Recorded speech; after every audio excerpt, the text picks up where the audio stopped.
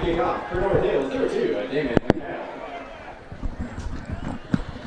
Welcome to WPIAL Football 2020 here on the Trib Live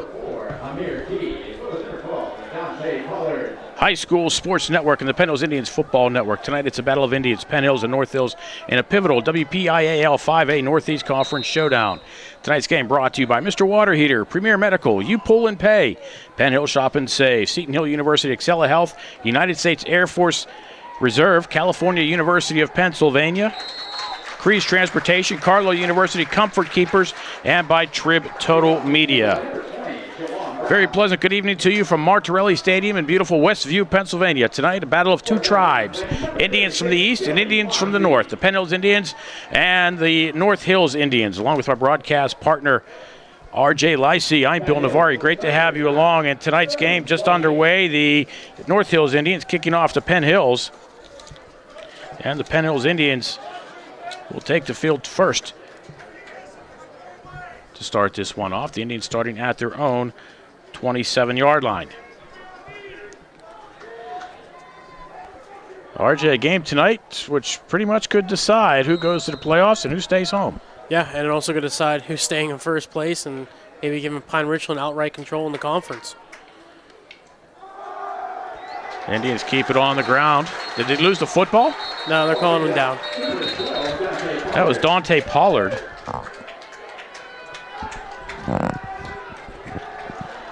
Lose about 3 yards. Brought down immediately by number 36, Billy Bunzy.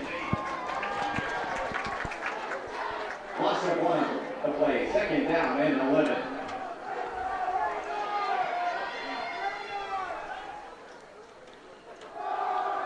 On the ground, Topak will be close to a first down. Be about a yard short. Becker hands out to number 10, Derek Topak. Correction, Topak brought down by number 25, William Tracy. A gain of 10 on the play, third down and 1.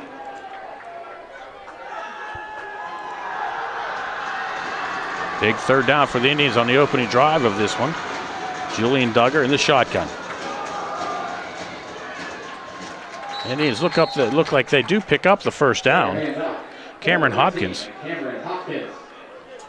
picks up about 3, and a Penn Hills Indian first down. And we're seeing early that Penn Hills trying to get that running game established. We saw that a little bit last week against Pine Richland. It was a tough sledding against the Rams. It was a defensive slugfest for the majority of the first half, but we know the Indians of Penn Hills like to get that running game established. Fourth straight run for the Indians. Pollard will come this way. A penalty flag comes in. He'll be dropped back at the 35-yard line for a loss of 4. Probably a holding penalty.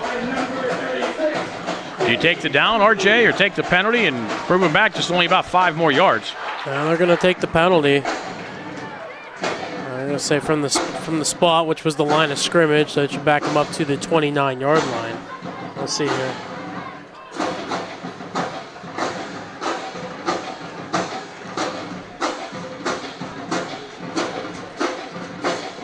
They will take the holding penalty. They're going to actually go from the spot. They said it was at the 35, so that's going to back them all the way up to the 25.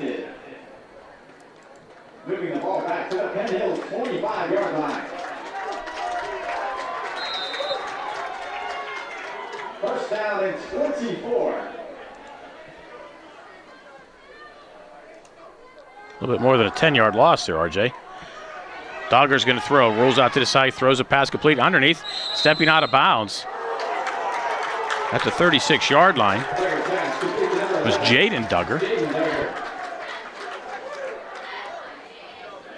So that's 11 for 11. Man, he could have had more yards. Presence wasn't there, the awareness of where he was on the field, and after he caught it, the first step he really took after making the completion was out of bounds.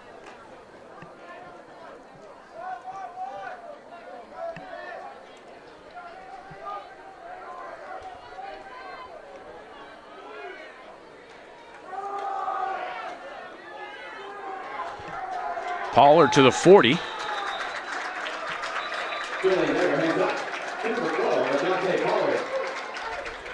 Stopped up once again by number 36, And that was a great job by North Hills, stacking the line, filling in any gap they could. Pollard also ran into his own offensive lineman, slowed down the progression, and from there able to make an easy tackle for only a short gain.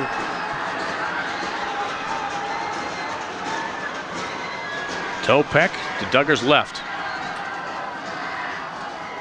And Duggar's going to throw from the shotgun. Takes a two-step drop, looks left, looks right, and he's going to step up and take off running. Tries to get to the outside and does.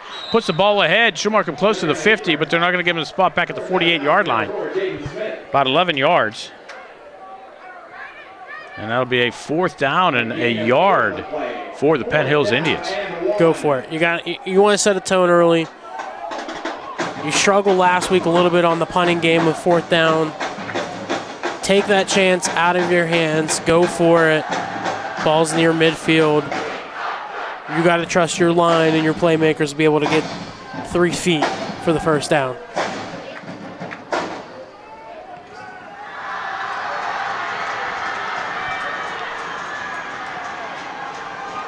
Duggar loses control of the football. It's a bad snap, and they're going to be stopping for no gain.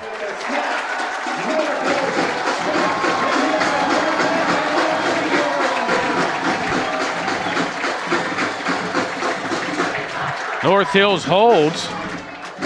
They'll take over at the Penn Hills 48-yard line.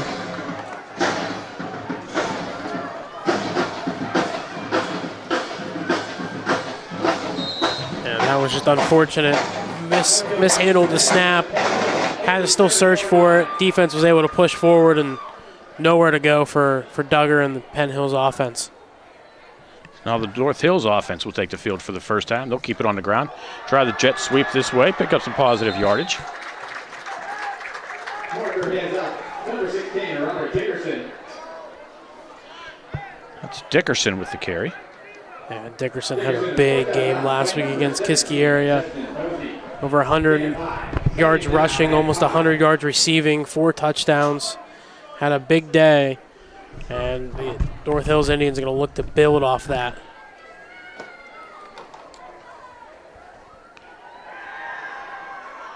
Second down and 5 for North Hills. And they'll go Dickerson left. North Hills does a nice job to string out the Penn Hills Indian defense. Give Dickerson a lane, and he ends up picking up about 9 yards. And a North Hills first down.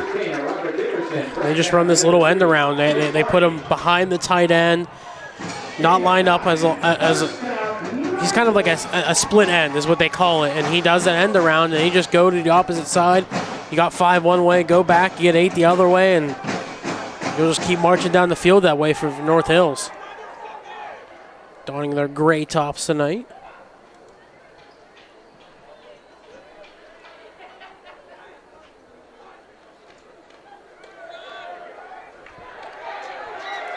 Another huge run for the North Hills Indians. Curtis Foskey.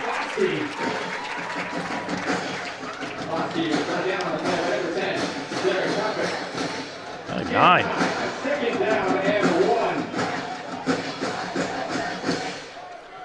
A lot they can do with this here. Second down and short. Ethan Marker, the senior quarterback, gets the play from the sideline.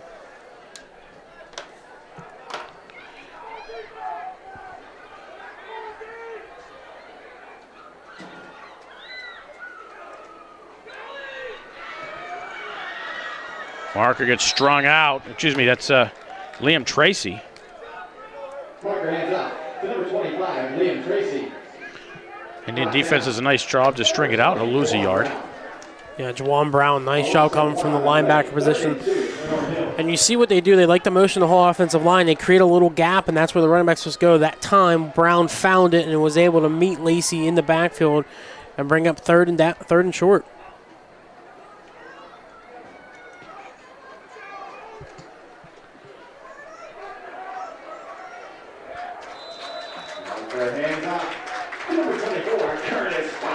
Foskey will pick up the first down for the North Hills Indians down to the 22-yard line.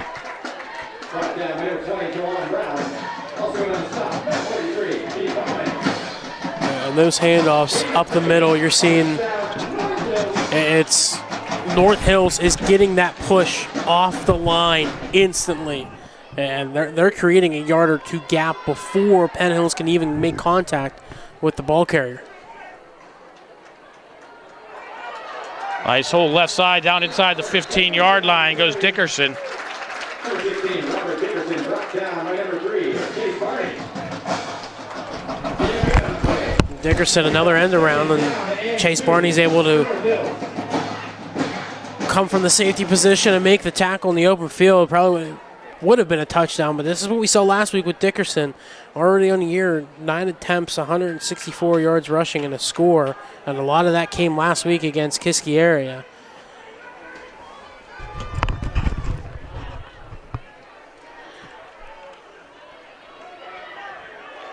Left side inside the 10, a penalty flag comes in. Looks like it might be holding downfield on Nathan Brackman. That was Tracy with the carry. If the play holds, it'll be 1st and goal at the 8-yard line. Yeah, I think they're going to go back from the 8. Yep. It'll be a holding, so that'll back it up to the 18. So that'll make it about it'll be 2nd down and about 7. Well, they're actually going to back it up even further. They're saying the holding happened at the 12-yard line, so they're going to back it up all the way up to the 22, so it's going to be 2nd and 10. Nope, here they go back again. Back to the 18. Oh, Jimmy. We already got balls being ball spot being moved around 3 times. We're in the first quarter. Already makes it 2nd down and 6.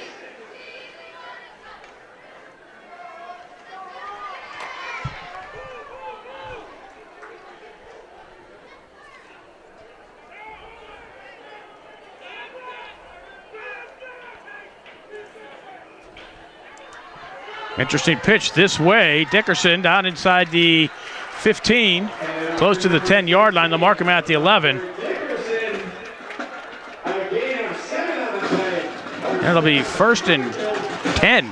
They'll mark him at the 11. Coming into tonight, dating back to 2004, the past 6 matchups between Penn Hills and North Hills, it's been the Indians of the West. Penn Hills coming out victorious 5-1, that record, winning the last 4 matchups, including the previous 2 back-to-back in 2018 and 19.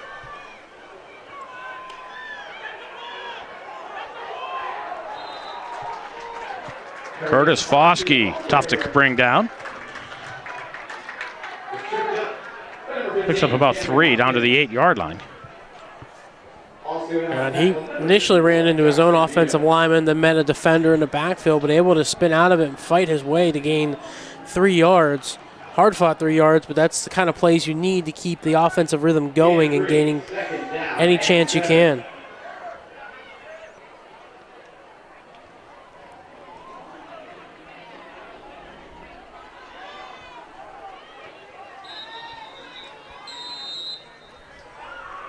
And the North Hills Indians will want to talk it over. We are scoreless, 4:09 to go here in the first quarter. Penn Hills and North Hills on the Trib Live High School Sports Network. Beautiful night for football here in Westview. Just off 279 at Mortarelli Stadium.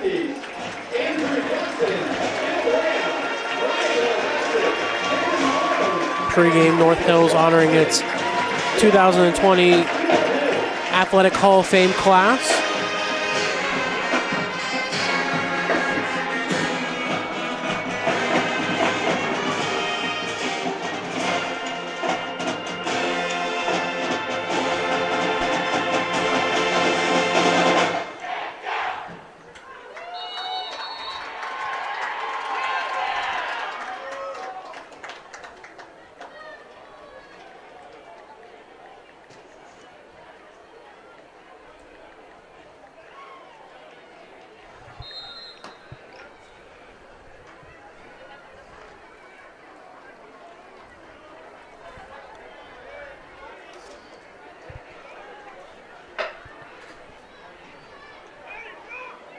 Second down, North Hills inside the 10. Toss left. Dickerson looks for somewhere to go, and it gets stood up at the 5-yard line. Number 16, Robert Peterson, the ball carrier. Like Duggar and Barney on the tackle. Yeah, nice job by both of them to come up from their safety positions and make a great open field tackle and make it 3rd and medium.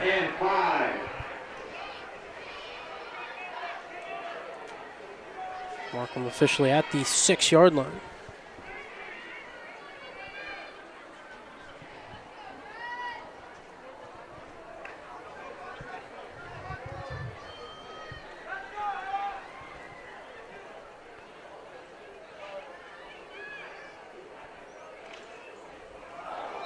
Coming on the jet sweep was Tracy.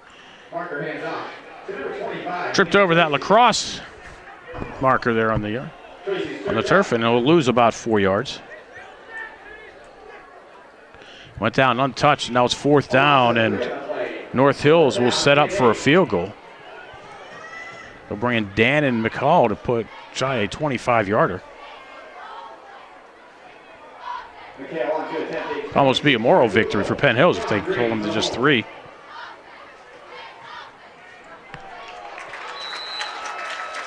And the kick is wide to the right. Snap was a little bit high. I got to tell you, John Green, the holder, did a nice job of getting that ball down. Actually, they have him get the kick off. But that kind of messed things up a bit, and Penn Hills dodges a bullet. They'll take over with 2:45 to go here in the first. We are scoreless. Penn Hills and North Hills. Yeah, nice job by Penn Hills too. I mean, you get a little fortunate break with the trip in the backfield, but that's the kind of stuff you need if you don't make that open field tackle to force the 3rd down. And now you miss the field goal. This is a chance to get momentum going. We saw last week the first quarter and a bit of the second was a defensive battle, and Penn Hills got the offense going a little bit in the first drive, but then stalled out. And that 3rd down play was really what did it. Is Duggar was looking to pass, and wide receivers were covered basically in blankets of North Hills.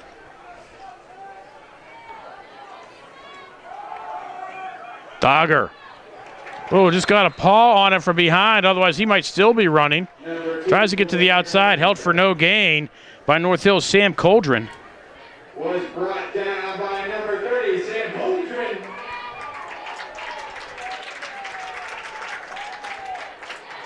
Coldren's tackle was good for a loss of 1 on the play. 2nd down and 11.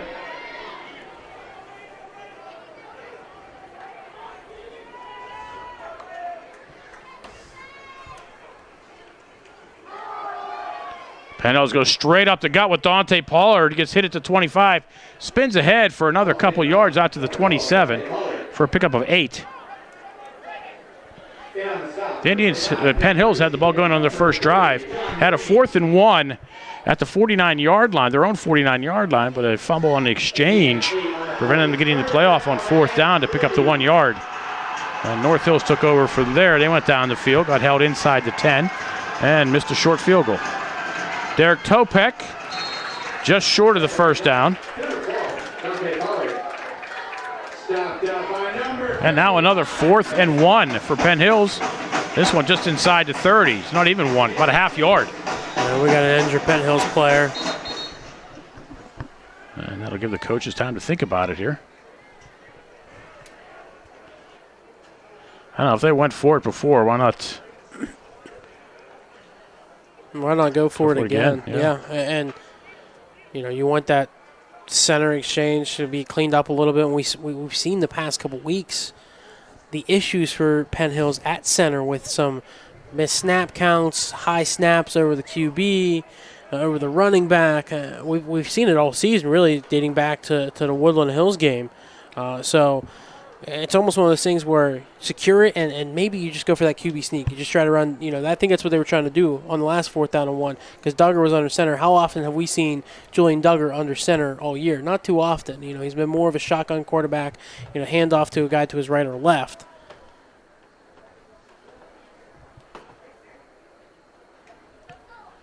And they're still attending to Penn Hills' injury. One of the big men on the offensive line went down, unfortunately.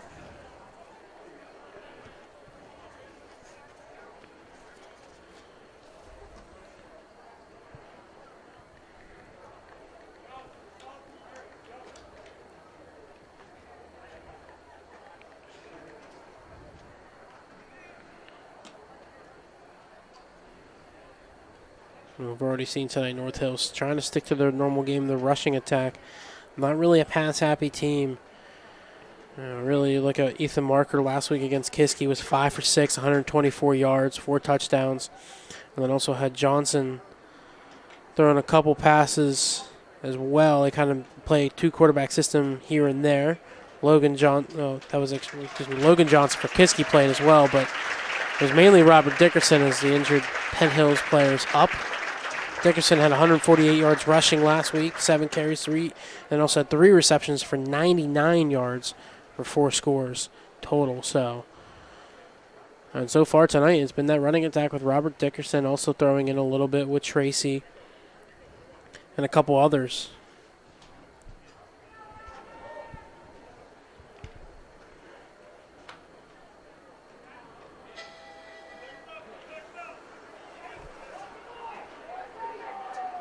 And actually, the punting unit is out.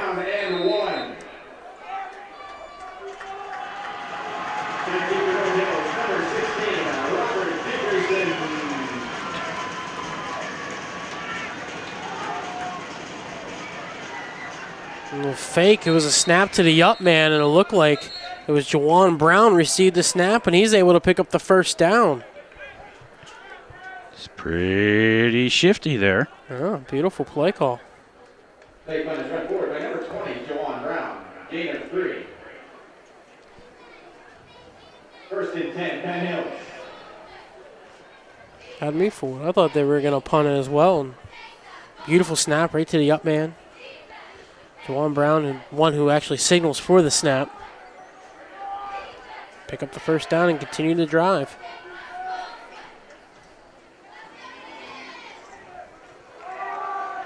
Indians will keep it on the ground, coming this way, picking up about 3 yards.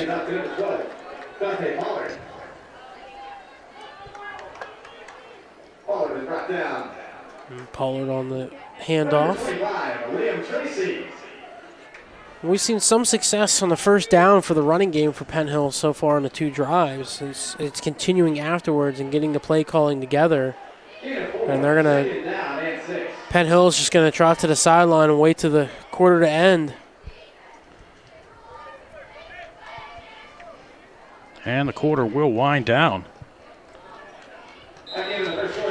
That'll do it. After 1, your score, Penn Hill 0, North Hill 0.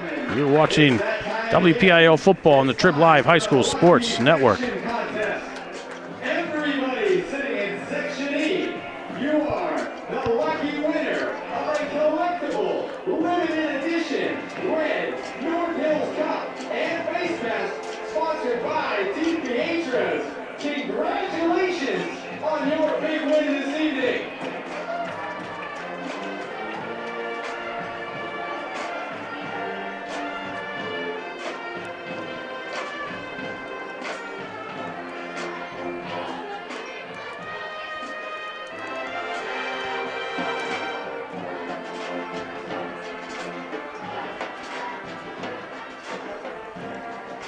How fitting. North Hills Band playing a Beatles song on the weekend of John Lennon's birthday, or would be his 80th birthday this weekend. Well, happy birthday to the late, great John Lennon. Well, big play here potentially for Penn Hills. They got that 4th down conversion, 2nd and 6. You're able to get a play call kind of set, see what Duggar can do. He's been able to try to get passes off, but the coverage has been tight so far from North Hills. Indians of Penn Hills will now be moving left to right. And Duggar rolls, throws downfield, and the pass just a bit too high and a little too hard for DeAndre Mitchell.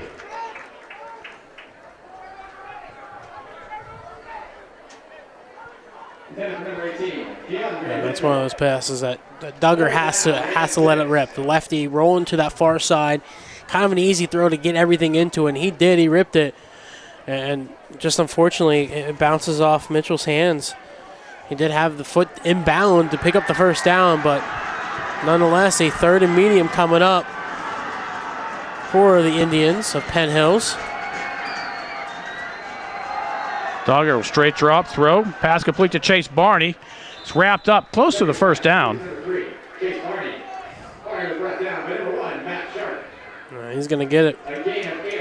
Needed 6, got 8, and that's a beautiful little curl route. We saw that work in the Kiski game. Those short routes, those intermediate routes with his wide receivers and the timing. And there was 2 defenders. It was one kind of front left and one behind Barney. And Duggar just thread the needle and able to pick up the first down and keep the drive moving, kill some clock at the same time.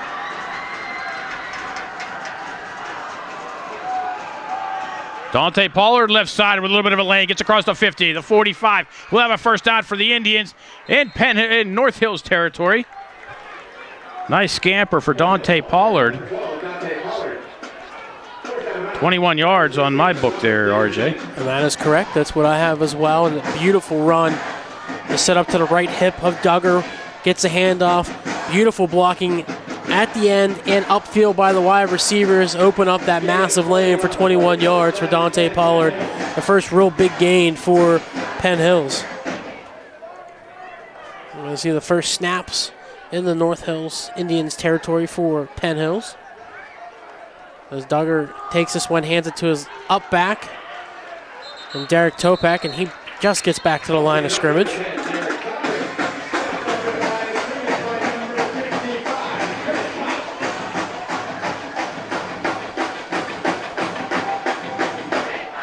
Second and 10, just a little over a minute into the second quarter, scoreless between both Indian squads.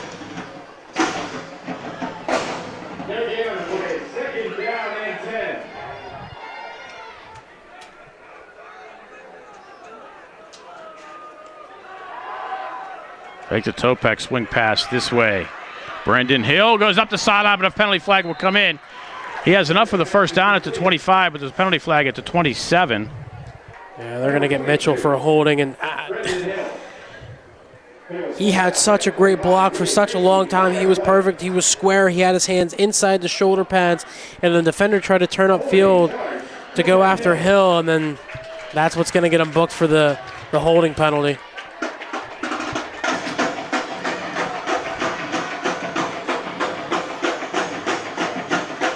Basically, they're just going to redo the down. Well, maybe lose 2 yards on the penalty.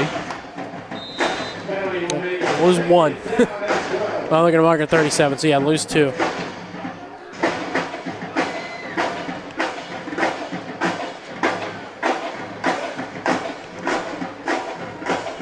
Basically retried, almost like that Topak run didn't really work in the first place, but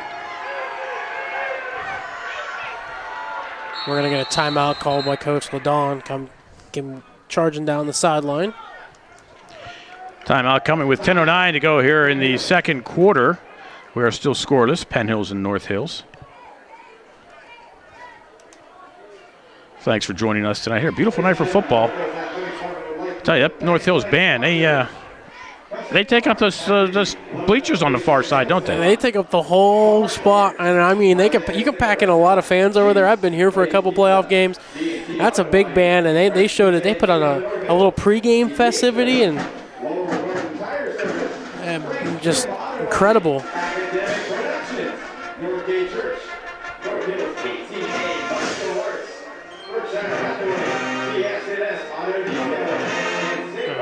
Score update from the Wolverina. Woodland Hills leads Franklin Regional 6-0 after the first quarter. We'll try to bring as many score updates as possible throughout the night.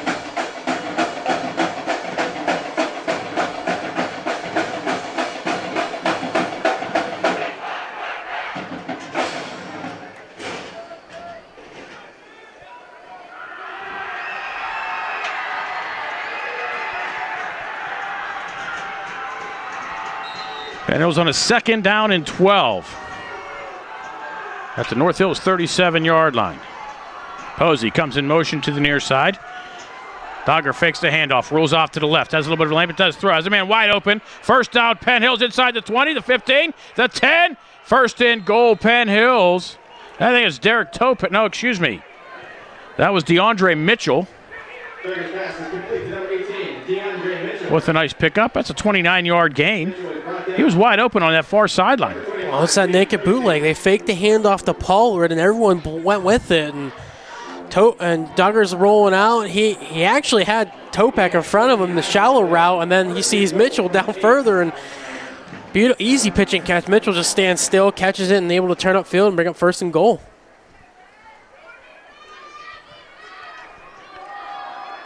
Topek straight up the gut, touchdown, Penn Hills Indians.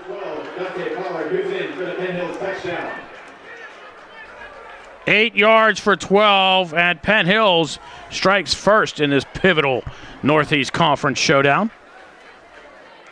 A beautiful run there by Dante Pollard. Got the handoff, hesitated for a split second, and then he's able to find the hole, goes after it, and he's into the end zone, does a little dive, reaches across the pylon, and in.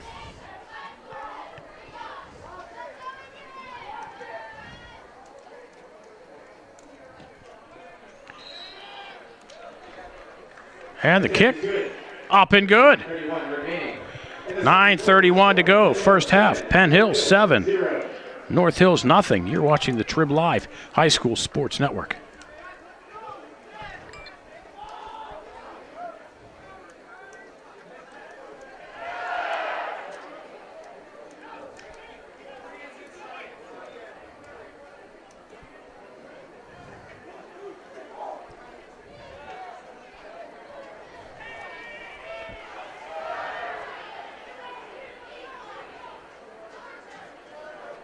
I got to tell you, RJ, not enough can be said about our camera person, producer, Helen over here.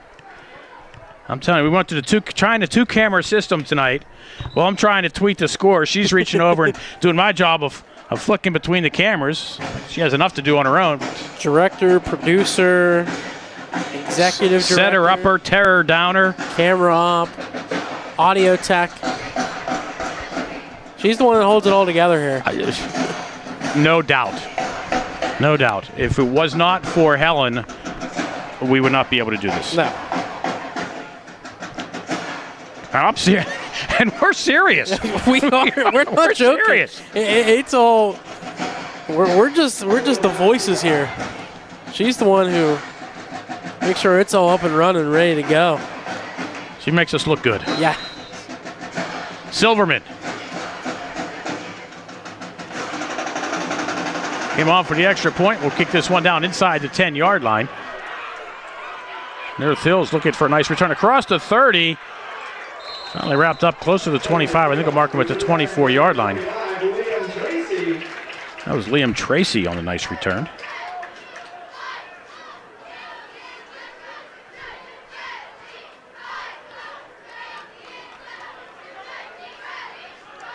Mark him at the 35. I'll tell you, I love when these two teams get together and play. You know, there's two storied schools. Yes.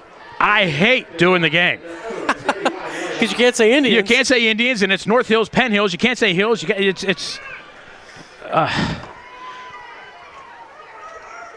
But it's always a great matchup between these two schools. That's 7 yards for Foskey. I'll tell you, this field too has a little bit of a soft spot on Helen and my memories here. It's back in 2013, our son's senior season for Penn Hills. He had torn his meniscus against Baldwin a couple weeks early, missed his Upper St. Clair game, and they actually cleared him to play during the North Hills game, but it was a non-conference game. They weren't going to play him. But Penn Hills was down 14-0. They threw him in. He was a defensive lineman.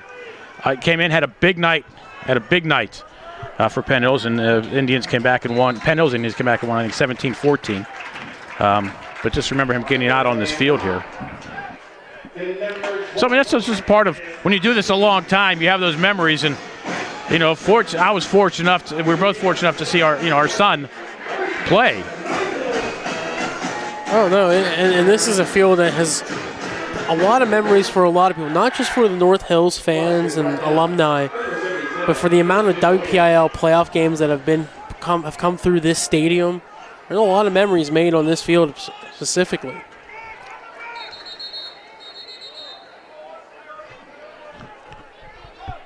I think North Hills will be tagged for 5. I remember Penn Hills, we did Penn Hills game here in '94. And I remember that one. Penn Hills pulled a big upset, but I remember that was the week that you had the plane crash out at Greater Pittsburgh International Airport. And there was a former Indian on that plane. So there was a bit of a pall over, over Penn Hills that night. But, they came out and they ended up scoring late and pulling the upset. Quarterback keeper, Penn Hills was waiting. Maybe a yard for marker. Marker was brought down, number 15, Cameron Hopkins. A gain of 1.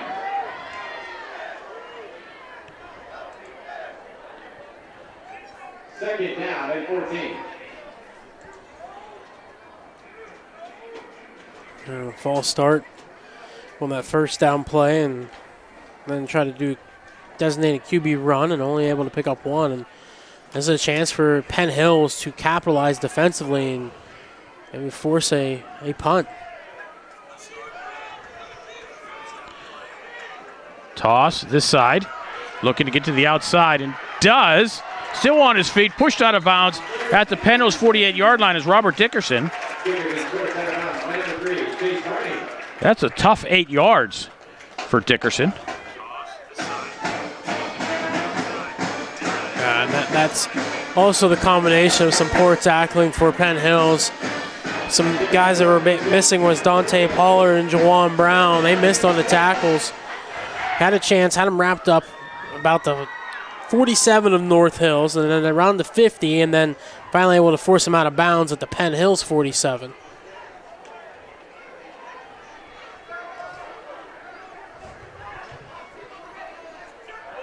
North Hills in those charcoal jerseys tonight in the white pants. Will roll to the right, does marker. Looks, launches one downfield, has a man, and a pass just a little short. It was intended for Tim Legler. That'll bring up a 4th down for North Hills on the Penn Hills side of the ball. We saw Penn Hills go for it twice on the North Hills side. Yeah, but 4th and 6, that's a little... And that's like a long 6, too. Yeah, that one's a little rough, and it looks like Hunting can come out, and actually Penn Hills got lucky there as Jaden Duggar lost his man, Legler, and luckily the ball was able to fall to the turf harmlessly. Oh, we saw Penn Hills fake one. We'll see what North Hills does. John Green does get the kick away. And Dante Pollard will make the fair catch. And down it at the 18-yard line. 6 minutes to go here in this first half. Penn Hills with the 7-0 lead. They have the ball, but they have it at their own 18-yard line.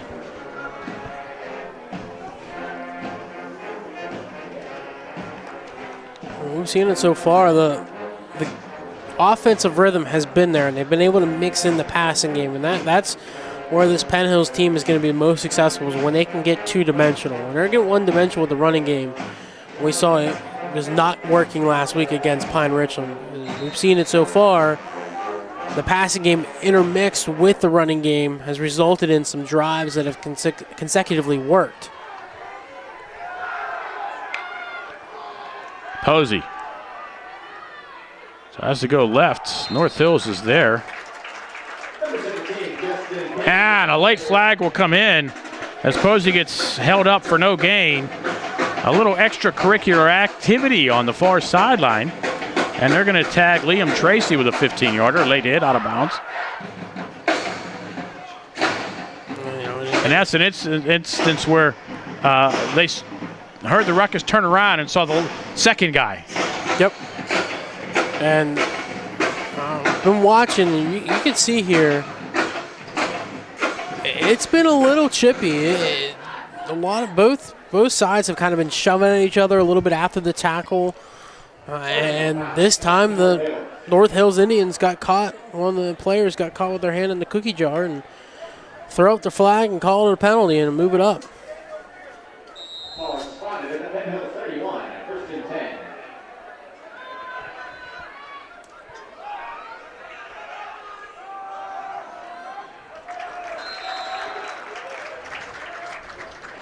Is that Amir Key? diving over the 30-yard line. Number 4, Amir Key, brought down by number 30, Sam Holmgren. Holmgren's tackle is good once again for a loss of 1, and a 2nd down and 11.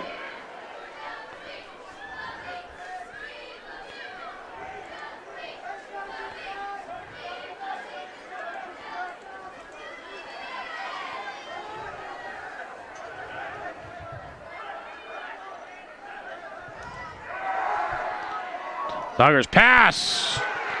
A little behind Mitchell, but that's one he should have had. But Duggar rifled that one in. Yeah, that was a beautiful throw. And I think Mitchell might have got confused for a second. I think he thought it was going to go to Brendan Hill, who was in front of him about 5 yards, but it was over top of Hill by about 2 or 3 feet.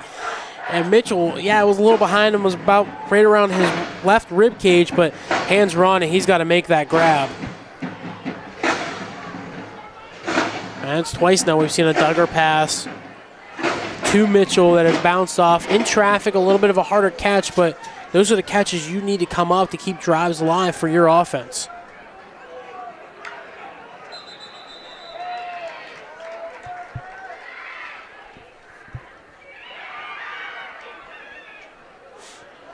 Penn Hills is going to be tagged. Illegal procedure, charge to Penn Hills.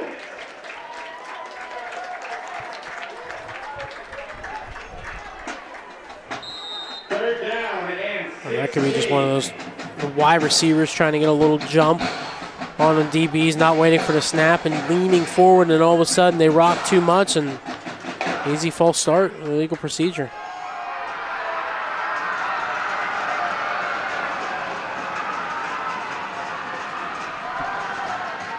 Duggar straight drop, now flushed out to the left side, looks downfield, and he's going to head for the sideline, gets the pass away.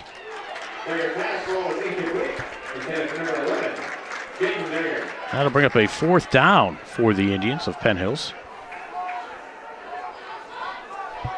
Beautiful coverage there by North Hills all over the wide receivers, nowhere for Duggar to look, and he tried to buy as much time as he could so he got to the line of scrimmage and then did the smart thing and just try to let one rip and see if you can maybe get a spectacular play. If not, bring out the punting unit. Silverman back inside his own 15-yard line. North Hills with 10 men within 5 yards of the line of scrimmage. So Silverman gets the kick away high. Fair catch called for and made at the 45-yard line. There'll be no return. Robert Dickerson making the grab there for the North Hills Indians. You know, it was one of those instances where I was ready to say Indians, and I just can't. It's impossible. You know, we just need the folks at home to realize who we're talking about. Yeah.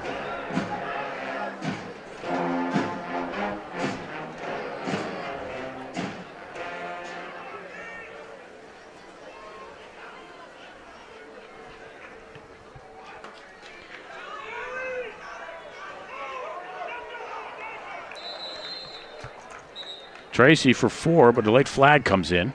Yeah, it's a holding. I was blatant. It was right in front of the head official, and I think it was at the line of scrimmage or just close to it. And they're going to say from the line of scrimmage, so that's going to make it 1st and 20. Holding penalty, North Hills.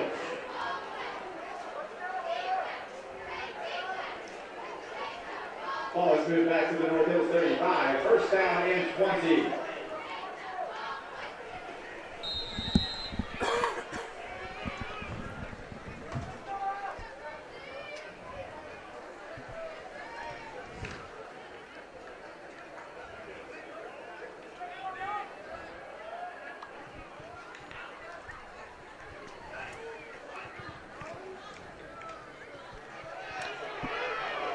And the Penn Hills defense, nothing doing there.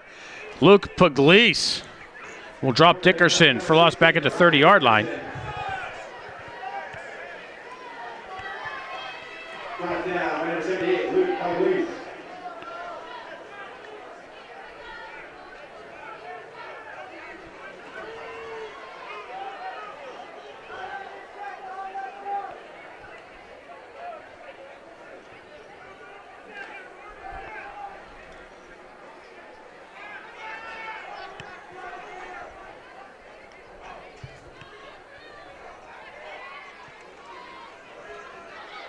Again, jet sweep this side. Chase Foskey gets strung out, gets picks up about 4 yards. We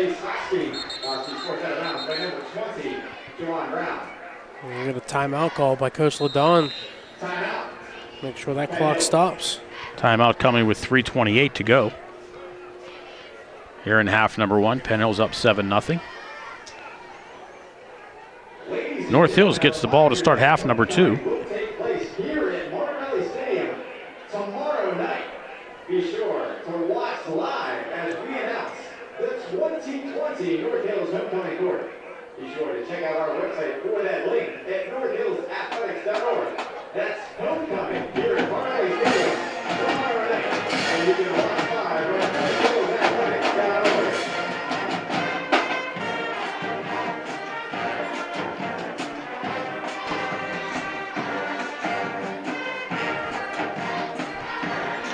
Beatles night here. It is.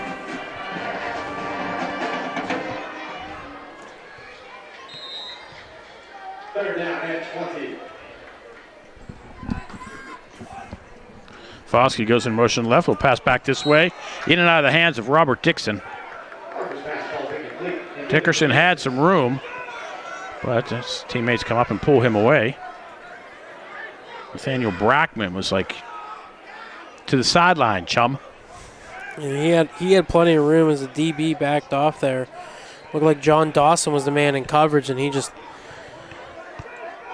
was about 10 yards away, but Dickerson was looking to move upfield first. Pollard back for Penn Hills. Oh, Indians got their hand on this. One's tipped. And Penn Hills will have nice field position. This ball will go dead at the 47-yard line. 3:13 to go in the half. Penn Hills with the ball on the North Hills side of the field. And 2 timeouts left, I believe. 1 timeout. I think there's only been 2 used by Coach LaDon. That should be actually 2. Yep, you're correct, sir. We good? You're right. I was wrong. I wasn't arguing with you. But nice job by Devon Jones. He was the one who got in there and got a finger on it and caused the wayward kick. Great field position for his Penn Hills offense.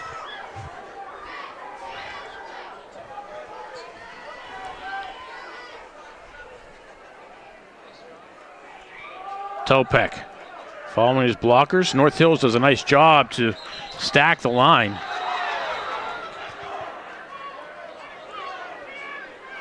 North Hills faithful here wanting to fumble on that one, but that whistle was blown 15 seconds before that even happened. Now 2nd and 10 for Penn Hills. You said mentioned getting a little chippy out there. I think both teams are well aware of the meaning of this, what this game means. Especially Penn Hills trying to prove something, coming off an unfortunate big loss to Pine Richland last week, 43-0. Already not being shut out, and they want to make a statement that, hey, we're still in the playoff race. Duggar rolls this way. He's going to take it and keep it himself. Gets a little bit on the sideline. Puts that ball ahead, and the officials do not give him that reach at all, do they? Well, they're saying he's just out of bounds before that ball, or that ball's crossing the plane of the boundary. Closer to where they're marking it rather than how far down we are actually thinking about. It's still a nice medium pickup for Duggar. Not having any room in the pass. Duggar straight drop, throws over the middle, and a pass through the hands of DeAndre Mitchell again. That'll bring up a 4th down. Penn Hills is going to have to think about this one here. Clock stops, 2:16 to go here in the first half. Penn Hills up 7-0. Yeah, that is one that Mitchell should have. He had the great release off the DB, turns around. The ball might have been at his helmet, but you got to make that grab as a wide receiver. That is a catchable ball. Got up late. Duggar had no choice to get it off a little earlier than he might have wanted to because of the pressure that was in his face. But that's when your wide receiver's got to haul in for the quarterback.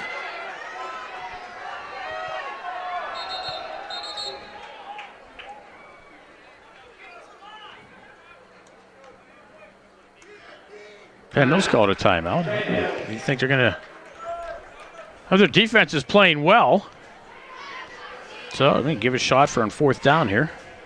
And may have not liked the setup initially by North Hills and decide call a timeout, bring them back. Let's talk everything over again and see what we can do.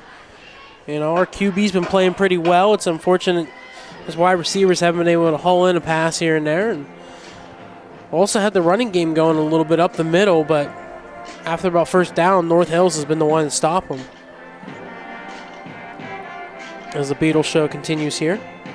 Enjoying it. No, I'm not complaining one bit.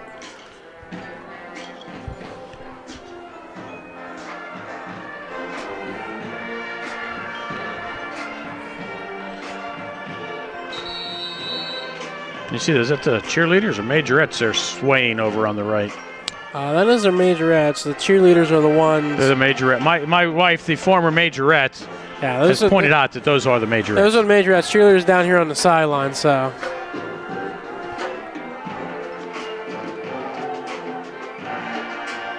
The offense coming back out for Penn Hills. Yeah, and why not? Yep.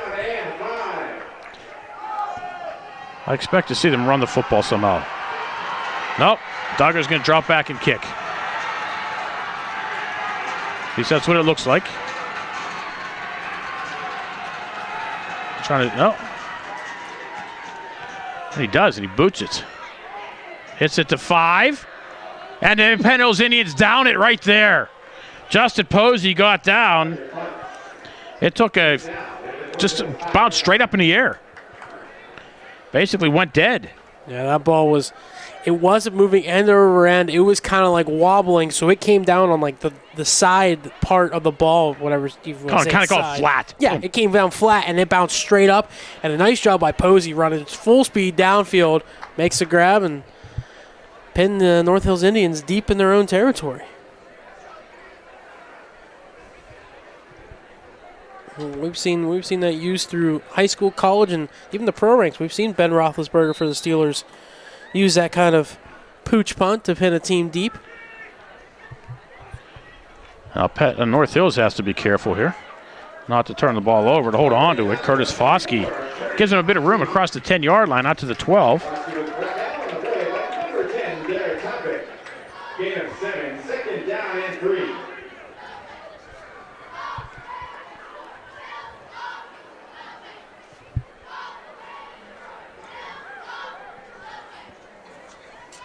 Coach Pat Carey giving the play call to Maxwell Sharp to relay it to the offense, the wide receiver.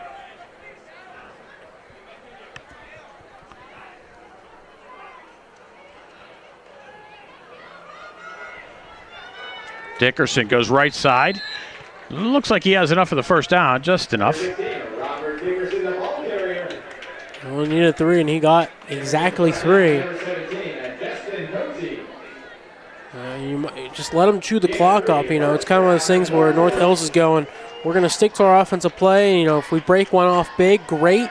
But so far, the Penn Hills Indians been doing a great job getting there after a couple yards gain to bring them down and not allow a big rush happen. 1st down as the clock rolls under a minute. North Hills sets up the throw, launches one downfield. And a penalty flag comes in on a ball that was way overthrown.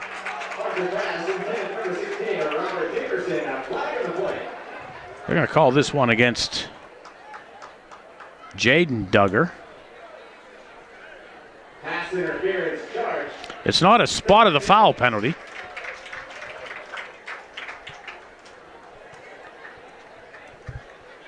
They give him 15 yards. That'll be good enough for a 1st down. And that's unfortunate. There is no uncatchable pass in high school. As North Hills goes quick offense here. Jump ahead for about 6. Foskey on the run and a timeout.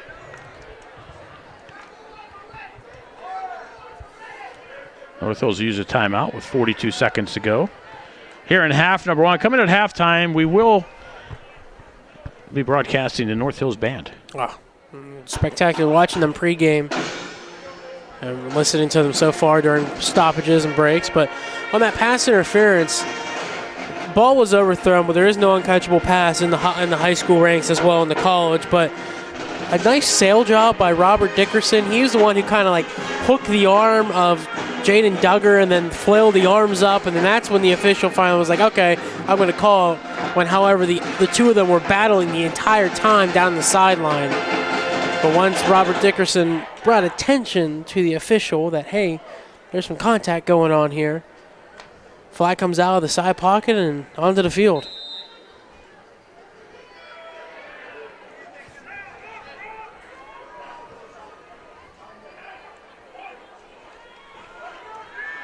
Marker rolls to his right, throws underneath, pass complete, inbounds. Be enough for a first down at the 45-yard line. It was Dickerson who hauled it in. Yeah, they're going fast. They're trying to clock this. And they did. So that play only killed 10 seconds. And seeing the deep ball there, Marker's getting them out. Just sometimes a little overthrown as wide receiver. Yeah. One time had an underthrow. Late sub for Penn Hills coming in is Keith Pellman. And he's had some strong defensive bouts on the DN line. Marker rolls this way, under pressure, gets flush, has some room to run. Will head for the sideline, and goes out about the 48-yard line of Penn Hills. That's a pickup of 8. Now they move into Penn Hills territory, but there's only 25 seconds left. The clock is stopped.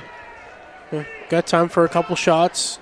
Still have a timeout in the pocket as well for North Hills. And as we've seen, Marker can launch them. Yes. A smart play there by the QB just to pick up yards and then get out of bounds. Marker, halfback pass. This is a live ball. Throwing one downfield. They have a man. And a pass caught. Inside the 15, 10, 5. Touchdown. North Hills Indians on the flea flicker. That's Robert Dickerson on the reception.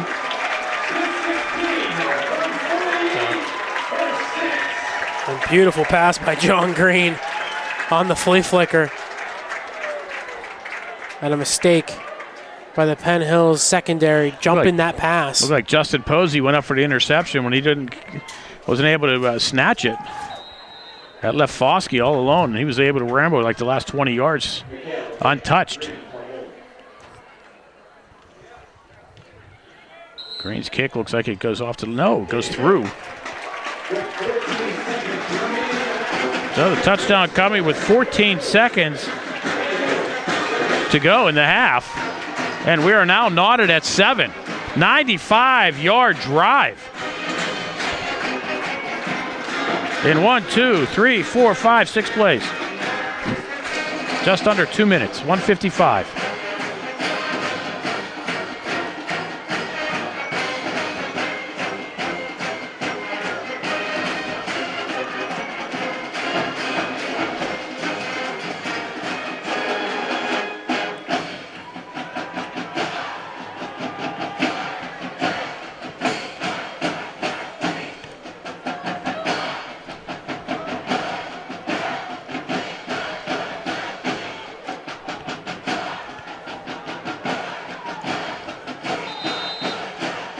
Plum up 13-0 in halftime over the Hampton Talbots.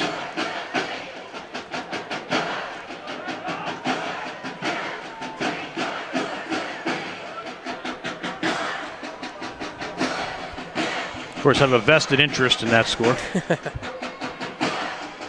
My son, who we spoke about earlier, is a Plum coach. So if the Mustangs win tonight, I believe they clinch a playoff spot. Green to kick off.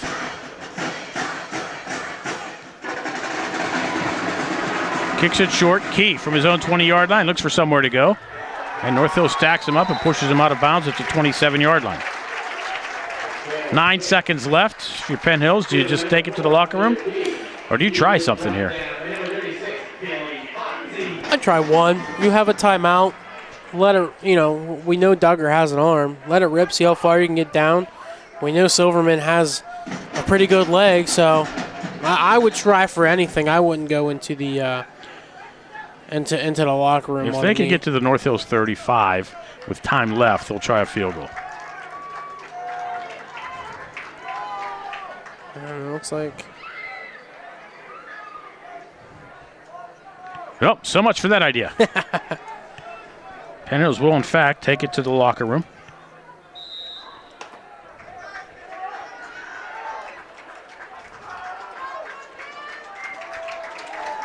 And that'll do it. The clock will wind down. Your score at halftime, Penn Hills 7, North Hills 7. Coming up, the North Hills Fighting Indians Marching Band here on the Trib Live High School Sports Network.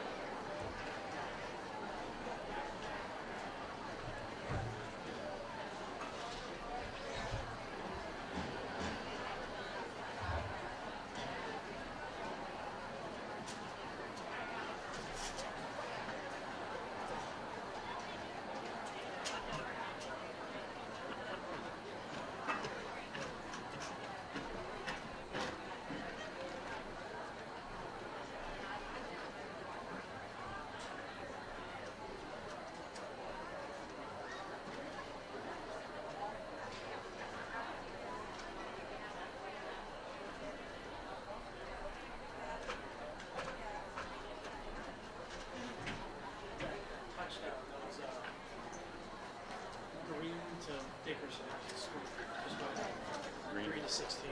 Dickerson. Yeah, Dickerson was the one that got it. I just wanted to double check with them.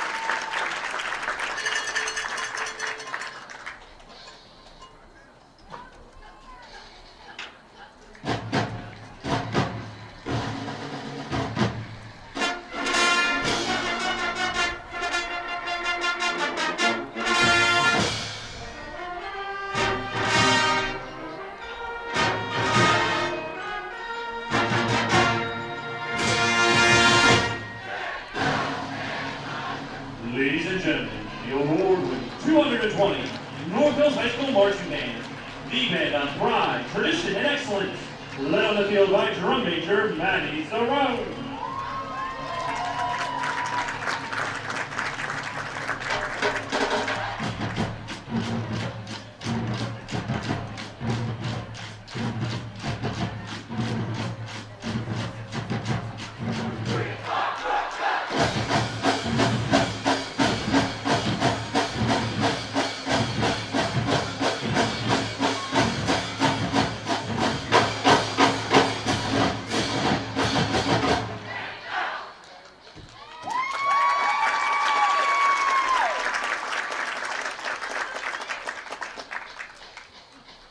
The Beatles are one of, if not the best-known British rock bands of all time. We opened this year's halftime performance with the Beatles' Magical Mystery Tour. Recorded in April and May of 1967, here to take you back to the rock age of the Beatles is Magical Mystery Tour.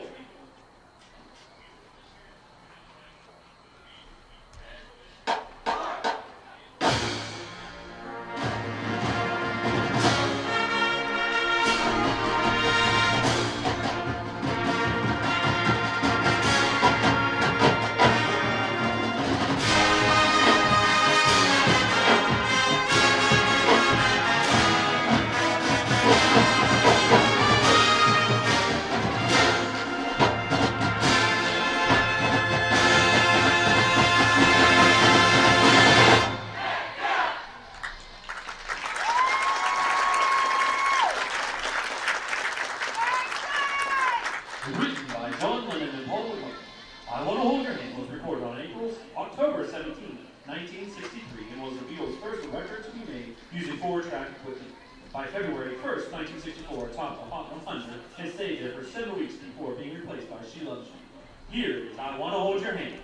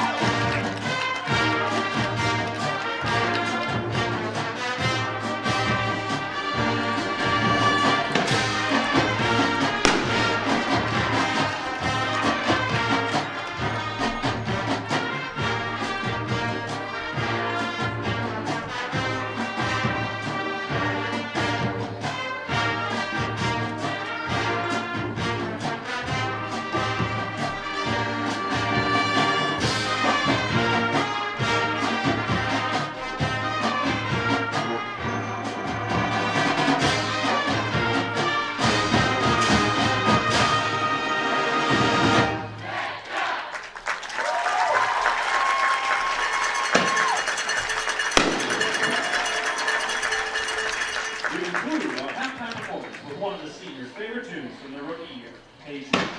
Hey Jude was released as a non-album single in August of 1968. The single was the Beatles' first release on their Apple record label, and one of the first 4 singles by Apple's roster of artists, marking the label's public launch. Hey Jude was the #1 single in many countries around the world. We hope you enjoy Hey Jude as much as we enjoy playing it for you here at Monterelli Stadium.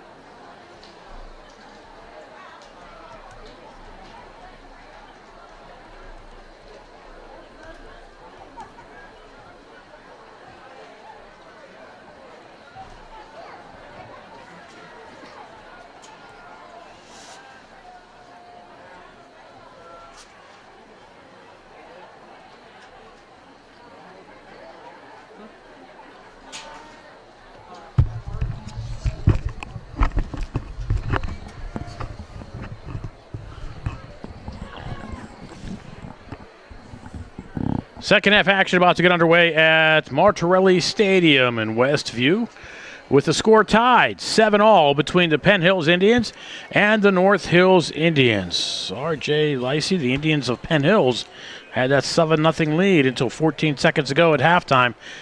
And North Hills gets the ball to start the second half. Could that be a pivotal moment in this game? Potentially. I mean, I like the way Penn Hills defense has played so far.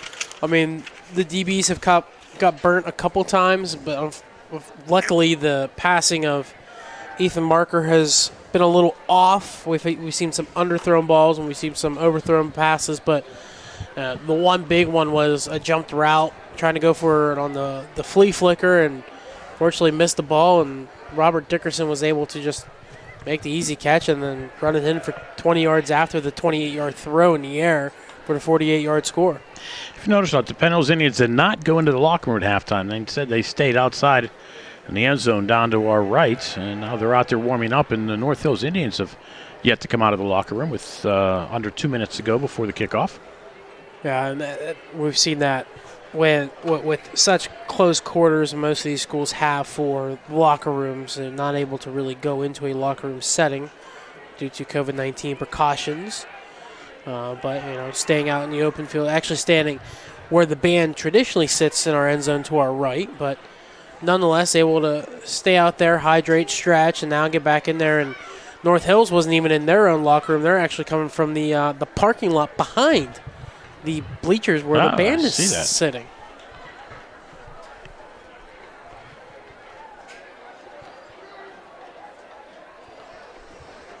Well, it is a beautiful night.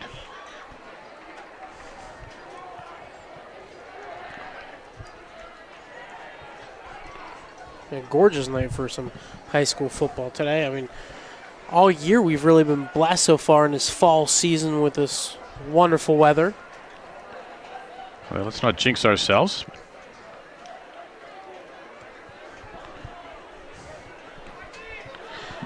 How do we look stats-wise from that first half?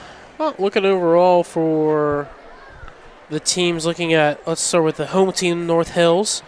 20 rushes for 88 yards. Also have 2 for 4 passing with 57 yards. Total of 24 plays, 145 yards. Leading the way is Curtis Foskey with 7 rushes for 42 yards. Robert Dickerson has 8 rushes for 37 yards. Passing, Ethan Marker 1 for 3 for 9 yards. And John Green on that trick play, 1 for 1, 48 yards, a score to Dickerson. Dickerson also has 57 yards total in receiving. Looking for Penn Hill's side, total of 18 rushes for 65 yards, 49 yards passing on 7 for 3 completion, so 25 plays for 114 yards. Stat leaders, Dante Pollard rushing 7 rushes for 43 yards and the score, 8-yard touchdown score, the lone one for Penn Hills. Julian Duggar, 3 for 7 through the air, 49 yards. The longest was 29. That was to Mitchell that set up the 8-yard run by Pollard. Receiving, DeAndre Mitchell, 1 catch for 29 yards. Should be a couple more. He had a couple drops at passes he should have caught. And then also Jaden Duggar and Chase Barney, a couple with a reception each, 1 for 12 and 1 for 8 yards respectively. Overall, even game, you look at it. Penalties, both teams with 4 penalties. North Hills, 32 yards. Penn Hills, 36 yards. Time of possession, North Hills, 13 minutes and 16 seconds, while Penn Hills has 10 minutes and 44 seconds.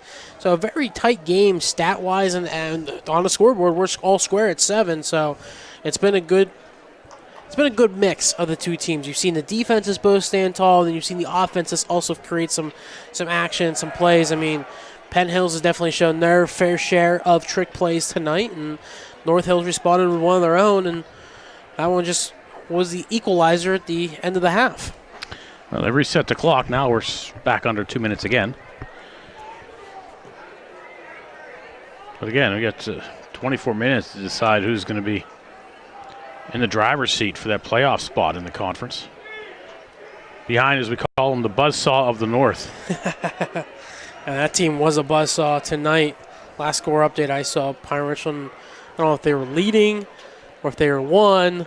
It was 54-7 over Shaler. So the Rams keep on rolling, and that's going to be a big matchup next week. That will be for the Northeast Conference, as North Hills will take on Pine Richland at Pine Richland.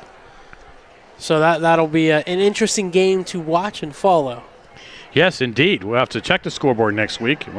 Penn Hills will be home against Fox Chapel, who was victorious last week against Shaler.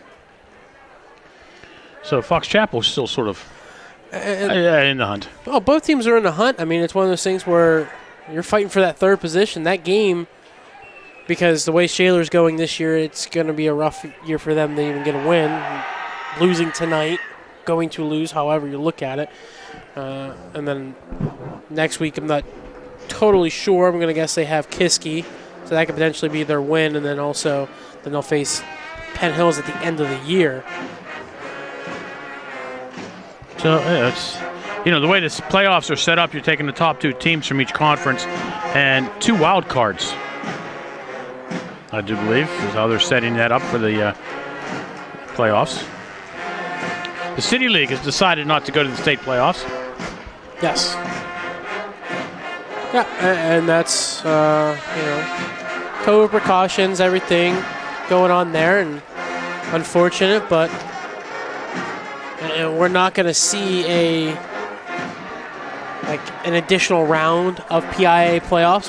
They are shortened by 1 round this year to make sure they get games in, and before we hit the Thanksgiving mark, they want to try to get it in. Yeah, have to. I mean, look at Penn Trafford. Gateway got canceled this weekend. It was Gateway last week or 2 weeks ago. They got canceled. They were and canceled. Now Penn, they're ready to play, and Penn Trafford now gets the COVID. Yeah, and that was going to be a Sunday night game. That was going to be a fun one too. Yeah, now Gateway's looking for a game.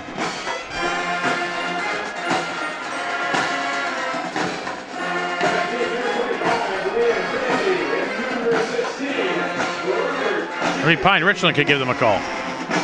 They would like to reschedule that one, I bet. Yeah. I bet they want to play that one. That was the Titan battle of the Class 5A. Silverman's kickoff is high, taken at the 10-yard line.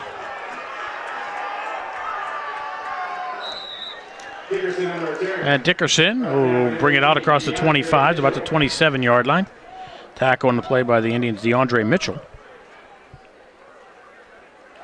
And again, the players are all separating each other, pushing everybody away.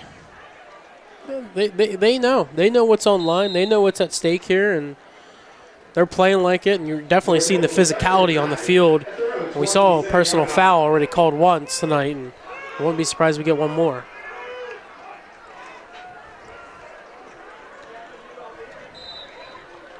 Foskey. Does he get a yard? Maybe a yard. I think they're going to give him one. Game 1, 2nd down and 9. That was a nice job by the big man up front, Claude Evangelos. He was the one who shed his blocker and then just stuffed Foskey right there and only allowed him to get one.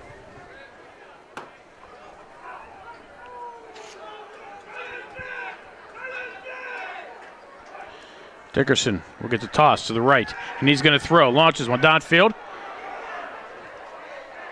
And tight coverage on Sharp by Duggar.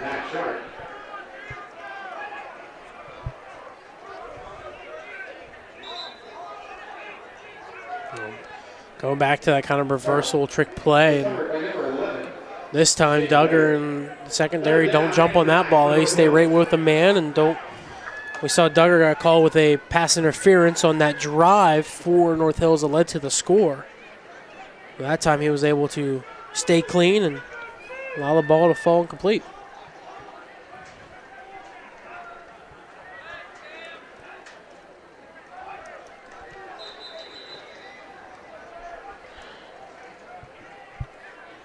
That one whistled dead before North Hills was able to get that play off. No, they called time. North Hills called timeout. Yes. And that's an unfortunate. That was offense not set up the coach's likings, and Pat Carey just says, well, let's regroup, gentlemen. An unfortunate burn of an early timeout, but you want to make sure the execution is there and with as much as on the line tonight.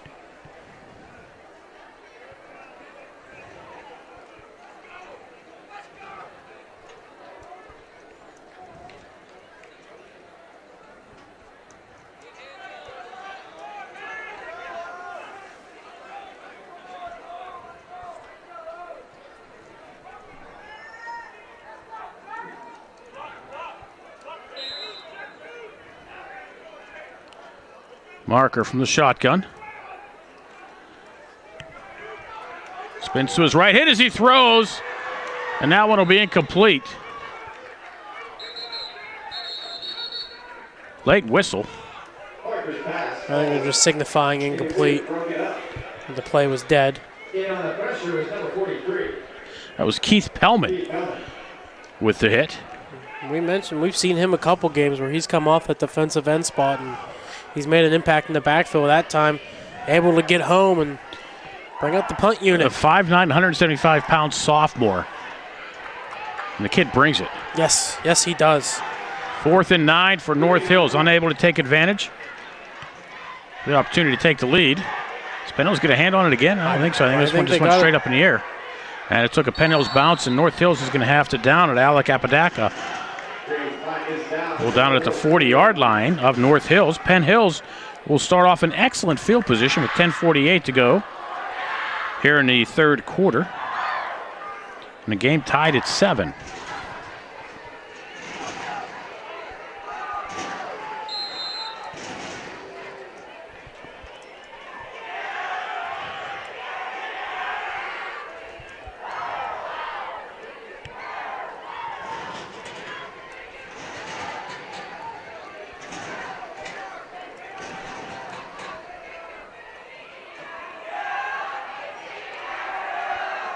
Pollard. Apodaca gets a hand on him in the backfield to keep him to only a yard gain. Stopped out by number 8, Alec Apodaca. Again, what on the play? 2nd down and 9.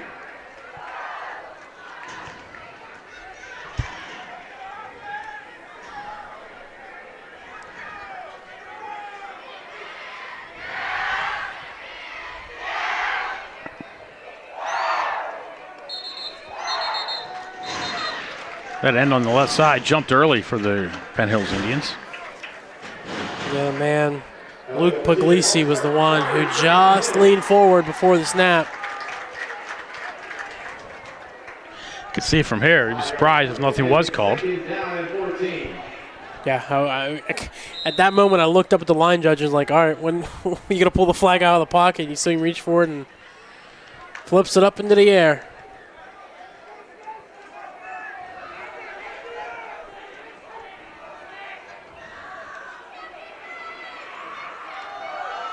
Dogger toss this way. Pollard able to handle it as the toss got a little behind him. And he'll pick up about 3. And Penn Hills with a 3rd and 12. And Pollard's hurt on the near sideline. And Pollard's still down.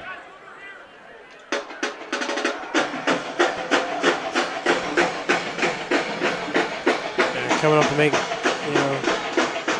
Apodaca, he was the one who was able to come up and make the tackle.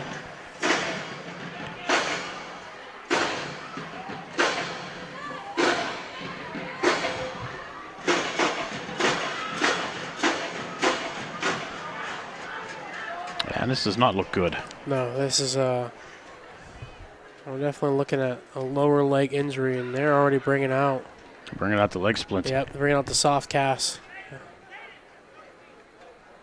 Unfortunate for a very explosive player in Dante Pollard. The senior was having a wonderful year in the backfield. Coming in tonight's game, 26 rushes for 166 yards and a score. And he was leading the way tonight. It was one of those ones when he got hit from behind, slid down, and I think the leg got trapped underneath in unfortunate events. Yeah, so Pat Carey from the North Hills coach went out and brought John Ladon over. And it's gotten very quiet both here in Westview.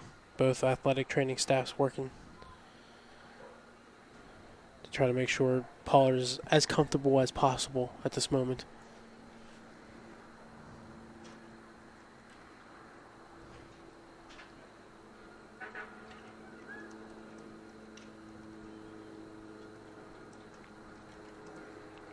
See him blowing up the air cast.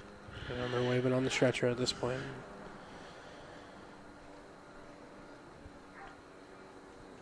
Fortunate Pollard having an excellent season up to this point. A huge loss for this Penn Hill squad.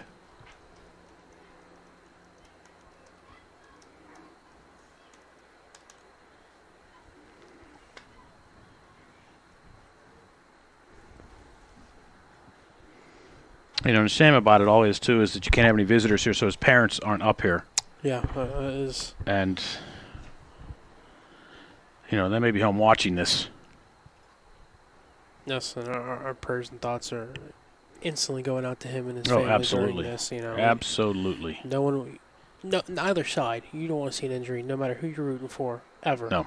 You know, no matter what level of football it is, and especially a young, talented man as Dante Pollard is. You know, we wish the best for him, and whatever the unfortunate injury is. Yeah, I mean, the trainer knew instantly. Yes. She went out, and then you see her she just took off, running down the sideline to go get the bag. Yeah, and you could tell he was in anguish from the moment because he snapped the helmet off as soon as he could, and players were waving over.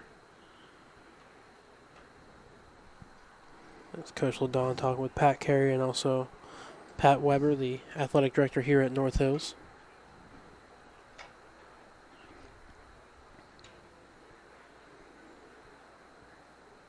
You know, it wasn't a cheap shot. It wasn't anything like that. It was just one of those things. You kind of saw him slip, and he went down, and you know, and a North Hills player fell on top of him.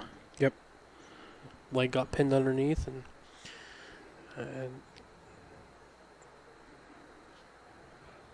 Coach LaDon on the phone. Might be trying to make contact with Dante's parents right now. Yeah, I mean, you know, it's a situation. They might be wanting to say, you know, can we just show up? We're not going to put the camera down on this. No. You know, out of respect for Dante Pollard. I mean, you can't really see anything anyway. No.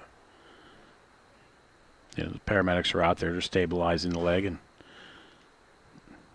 so shortly he'll be on the stretcher and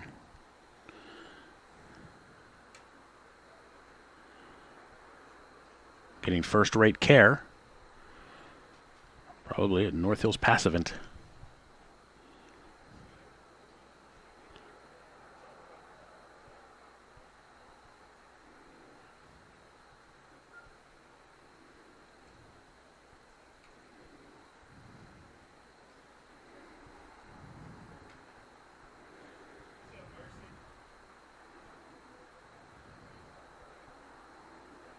Yeah, they're right now trying to make contact with his parents, make sure they can meet him at the hospital and get there. Perhaps see which hospital they'd like him to, yes, to go to. You know, let's hope and pray that this is precautionary. Yes. That this is just all precautionary.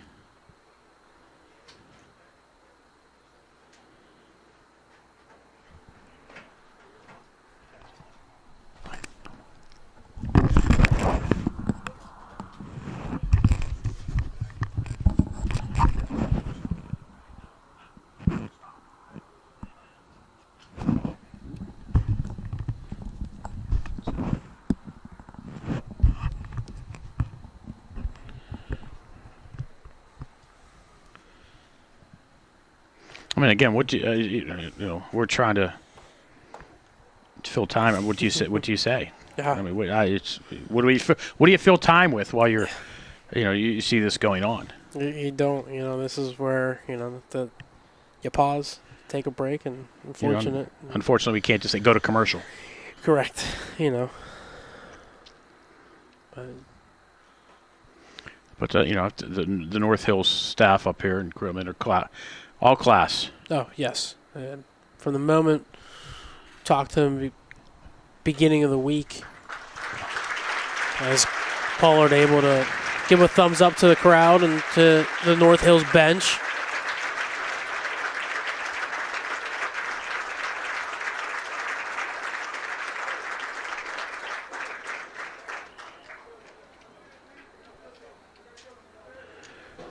You see his teammates going over to him right now.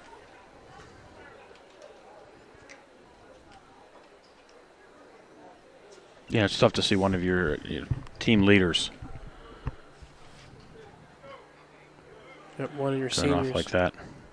And you can hear it from down from the field. In 3 minutes will allow the teams to kind of loosen back up after the stoppage. And you talked about what do you do on the broadcast? What do you do on the field to get your mind back into the game? That's you just watch one of your, not only your teammates but one of your friends go down with an injury that is very unfortunate and just is unfortunately part of the game. That's one of those things. I mean, did we catch the lineman that went down for the Indians for Penn Hills in the first half? No, I actually couldn't catch a number. I can actually see from across the way a lineman that has it looks like a brace on the left ankle, and I believe that was one of the ones who went down. From over here, it looks like it was Josh Wade, 53. I think he was the man that unfortunately was injured early in the game. Yeah, he's walking gingerly, so that was the other injury we saw earlier for Penn Hills.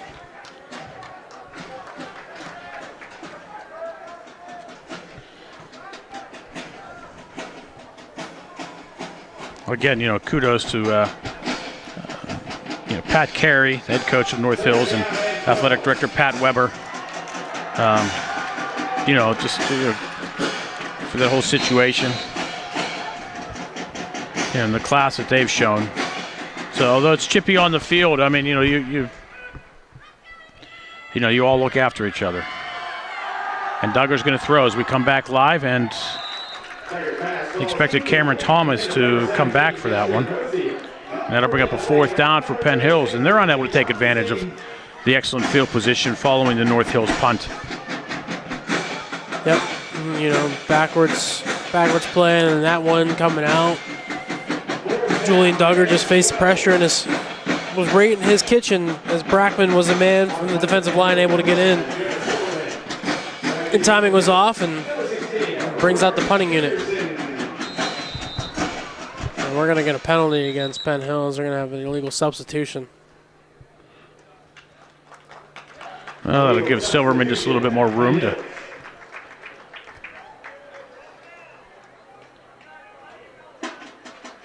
I almost have, put Duggar back out there with the pooch punt as well as he did the first time in the first half, but at the 5-yard line. Yeah, but then they went on a 95-yard touchdown drive. We're not going to mention that. I mean, that's kind of the way it's been for Penn Hills this season. They make a play like that, and they almost got to Silverman. Ball will hit at the 15-yard line. And the Indians will down it at the 11. Josh Zambito downing it at the 12-yard line. Beautiful, nice pump by Silverman with a lot of pressure in his face. Able to get that one off for the 35-yard punt. Ladies and gentlemen, a big congratulations to Mr. and Mrs. Kelso, who are celebrating their 60th wedding anniversary. Let's give it up for Mr. and Mrs. Kelso on their 60th wedding anniversary. North Hills with the ball. Hand off to the up man. That's Foskey. Makes one man miss. And will spin out a tackle and then finally brought down about the 21-yard line. Solid 9-yard pickup for Foskey off the inside rush. I mean, the teams have been moving the football, but they just haven't been able to finish. Yeah, from the Penn Hills score, there was consecutive 4-and-outs for both teams twice. And then the big 95-yard play. Otherwise, both defenses done a great job tonight limiting the offenses. 2nd down and short. North Hills will pick up the 1st down. Curtis Foskey out to the 31-yard line. Actually 32, picks up about 11. Went back, step back to the 31. Put a little jig with the line judge on us. We've been used to that all season. Yeah. We'll start putting. That was the interesting thing at Woodland Hills. Whenever we're down in the first row of the bleachers, calling the game. Yep. I mean, gosh. I mean, you could see how it was a game of inches or yards. Just the way they move the football between plays. The inconsistency. Pass right side complete. Dickerson will be spun out of bounds, short of the 40. Dickerson was brought down by number 16. Robert Dickerson has slowly become the playmaker for this offense in the past couple weeks. Had the real big coming out against Kiski, and then tonight also carrying it through, and he's been the focal point of this offense, both in the run and the passing game.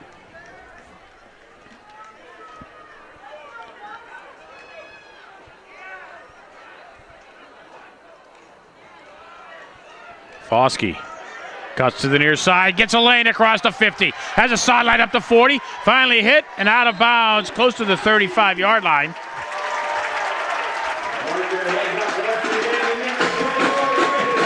It's about 25 yards.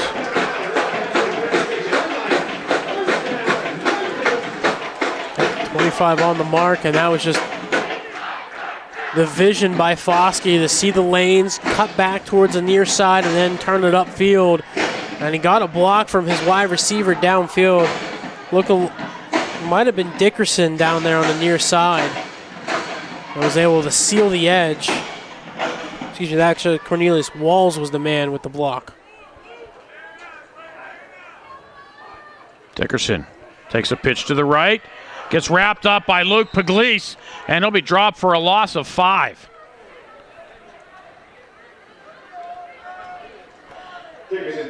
Luke Pugliese was not fooled. He just drove his blocker straight ahead into the backfield. That right tackle had no business stopping him. Matthew Hummel, and Pugliese was just saying, I'm going upfield, met Dickerson, and he wasn't letting go of that jersey, and he was bringing him down. And that's the kind of play you need after that big gain. 6'1", 275-pound junior, Luke Pugliese. Foskey.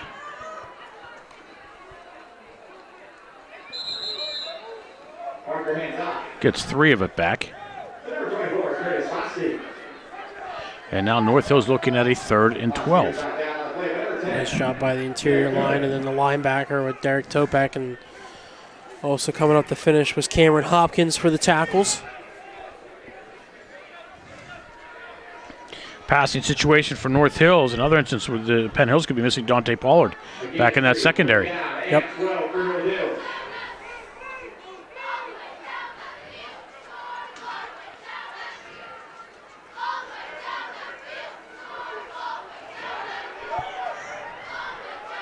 Marker scrambles down to about the 30-yard line. He'll be short of the first down.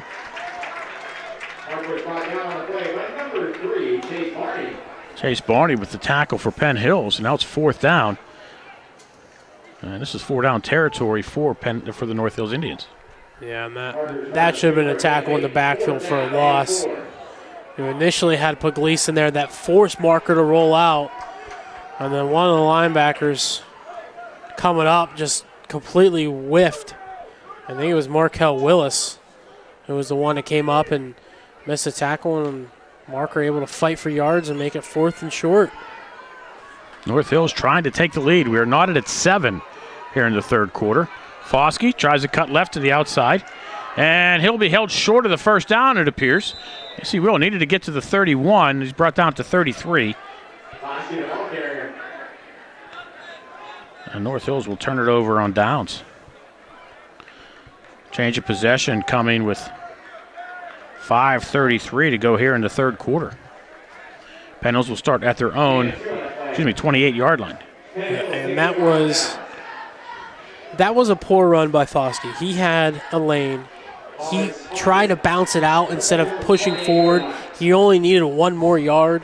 Instead, he tried to get the couple extra on the outside, and that allowed Penn Hills to recover and make the tackle and force the turnover on downs.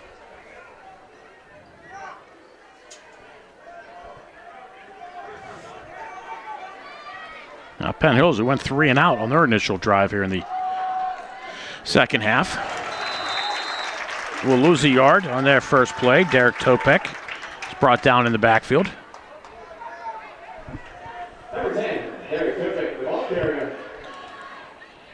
Again, now how does the loss of Pollard change the complexion and the dynamics of the Penn Hills offense?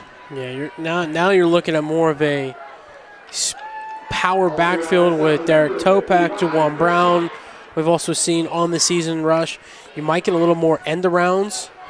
It looks like actually Amir Key is in the backfield now for the Penn Hills Indians.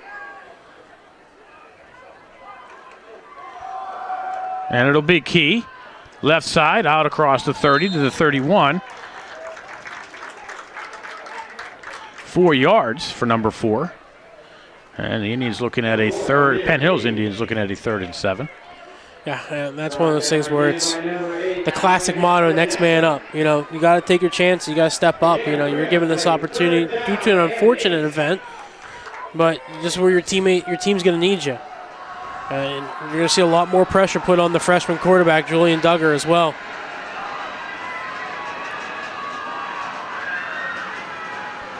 Duggar will roll to the near side. Pass down the sideline. It's caught on a nice catch and grab. First down, Indians, Brendan Hill at the 49-yard line. 21-yard reception.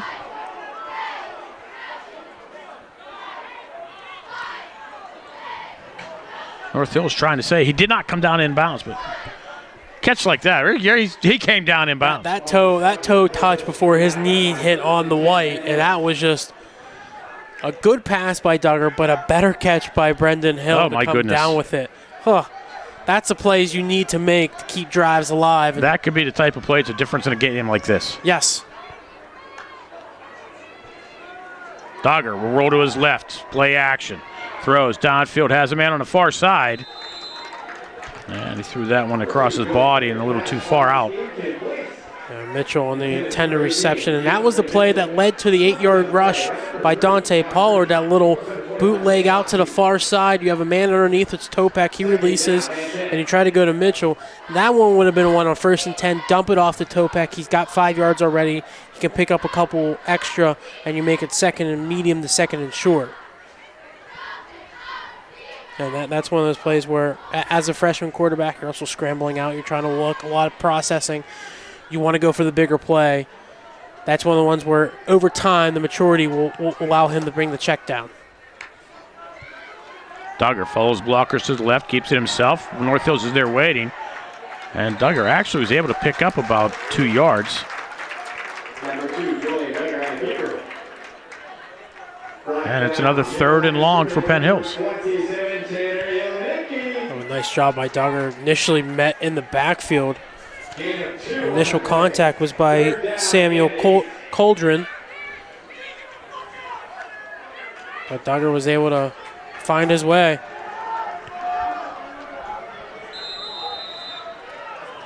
They're going to get another illegal substitution against the offense, against Penn Hills.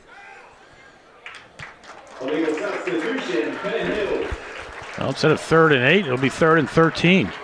And Coach LaDon is asking how, and it's since they huddled and they broke the huddle, they had too many men in there, and it was just one of those things that if they don't go in that huddle formation and they kind of stay away from it, and then the guy runs off and they won't call it until it's snapped. But that was one where they broke the huddle with too many men. 3rd down and 13. Noel Roach will split to the near side. Haven't called his number yet tonight. No, very quiet for Noel Roach. As we mentioned that, Duggar looked that way, and he'll go off to his left. Cuts it up across the 50. And he'll fight his way inside the 45 to the 43-yard line. Tripped up on a play by number 27, Tanner Nicky. I don't know what the only option Duggar had. All his wide receivers are covered. The only time he had was his brother Jaden was standing around the 42, but there was 2 defenders, one below, one shallow, and one covering over top. And that's a tight throw you don't really want to force on a 3rd and long. Nice job by Julian Duggar, to pick up some yards and make it 4th and short. And maybe you have another Silverman punt where you can pin them deep in North Hills territory.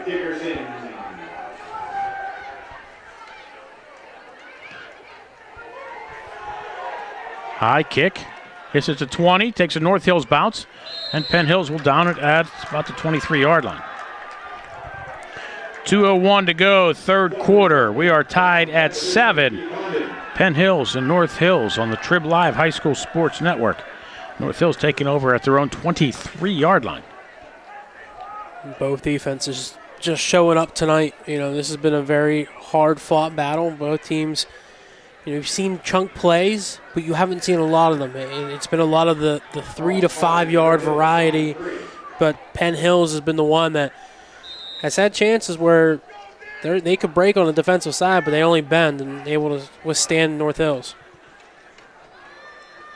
Dickerson wrapped up in the backfield by Pugliese once again. Lose 3 back to the 20. Number 16, Robert Dickerson, brought down in the backfield. Number 78, Lee Pugliese.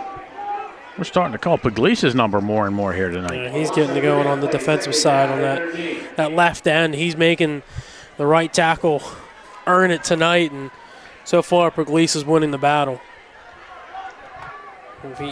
Besides the tackles for loss, he's had a lot of rushes and forces on that defensive line, getting in front of Ethan Marker.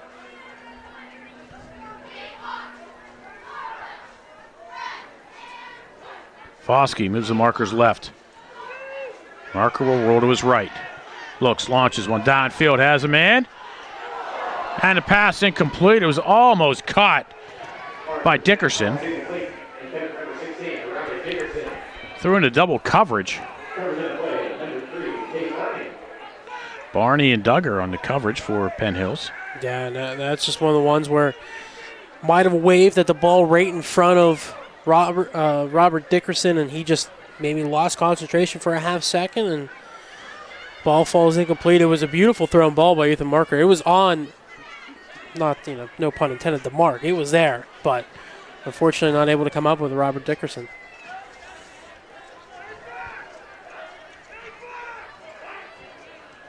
Dickerson in motion to the right. Marker springs it back this way.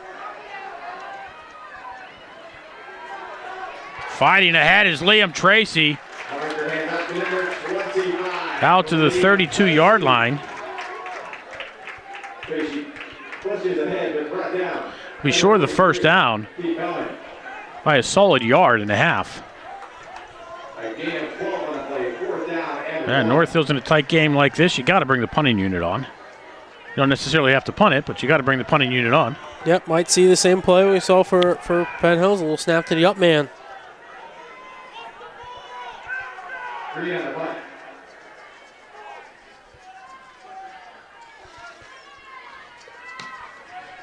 And North Hills does indeed kick.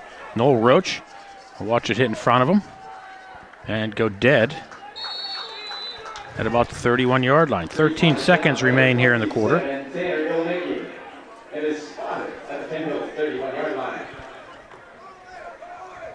Nice job there by Noel Roach just to watch it and make sure it didn't go too far, because we've got a hold of a good one back to receive it. But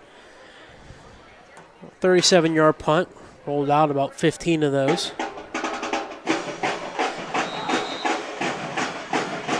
Now see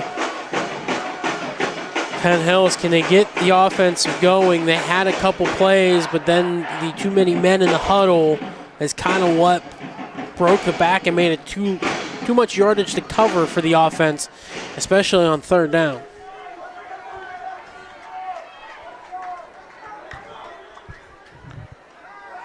Duggar rolls to his left. Looking downfield, he'll take it himself. Across the 40, we'll have a first down and more. That was out of bounds, close to midfield. I'm going to mark him way back at the 44-yard line. Does get the first down. 4 seconds remain here in the third quarter. And there's 2 pass plays where they've run that bootleg action. They're expecting the pass, so they stay with the wide receiver. Now it opens up the lane for Duggar. He just keeps it himself and picks up the first down. As soon as they come in up to cover Duggar, it's going to leave a man open. Yep.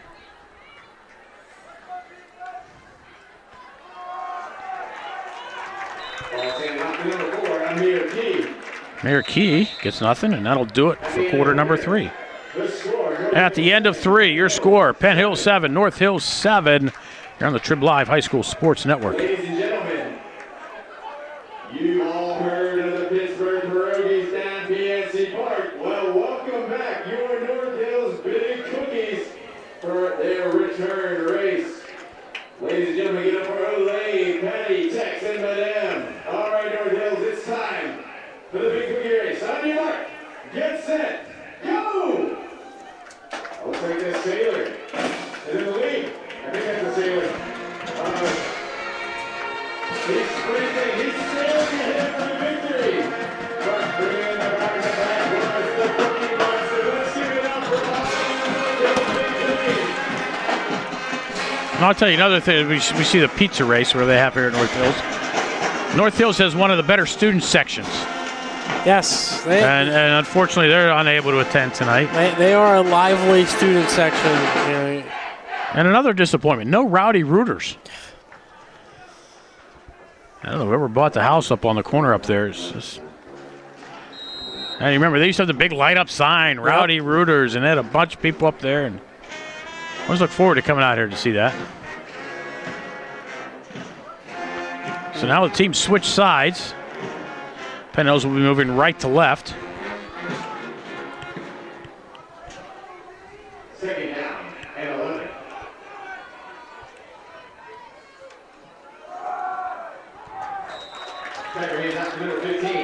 Cameron Hopkins. Brought down by number 55, Chris Scott. We'll make it 3rd and 10. A gain of 1.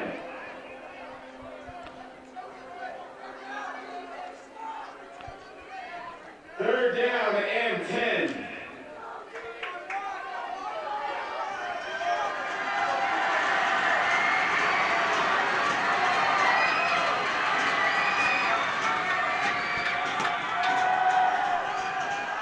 Dogger rolls to his right, looks for somewhere to go, and he's going to be sacked back at the 35-yard line. Had nowhere to go with that one.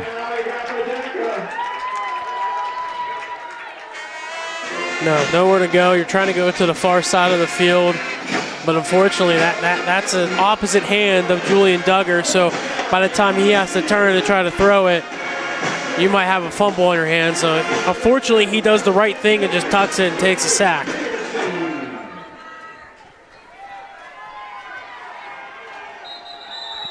Penn Hills just gives him 5 more.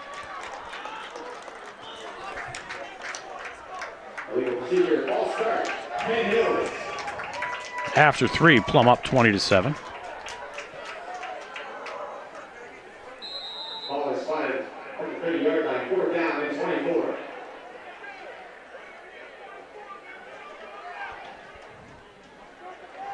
High snap.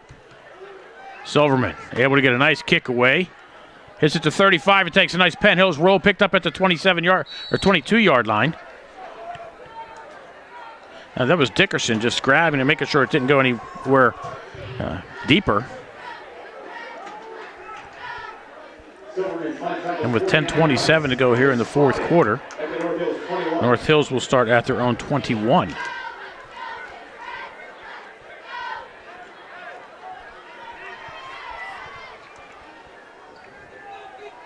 Beautiful punt by Silverman. And first, it was a nice job getting the snap. Yeah, and then smart play by Dickerson to catch it, because that ball is probably it's going in the end, and you might get another 5 or 10 yards of roll. Low snap, Markey, quick throw, left side, pass complete. Dickerson across the 30, breaks a tackle. Dickerson fights his way ahead. Finally pushed out of bounds at the 43-yard line. I'm telling you what, that was an incredible play by that young man. Yes. Just fighting his way ahead. He would not go down. Throws one man into the Penn Hills bench, and then as his right arm's being pulled, he's dragging to keep getting a couple more yards. That's a spectacular play by the wide receiver. Foskey moves up to Marker's left. I'll get it straight up the middle. Penn Hills is there. Short gain. Cameron Hopkins with the tackle for Penn Hills.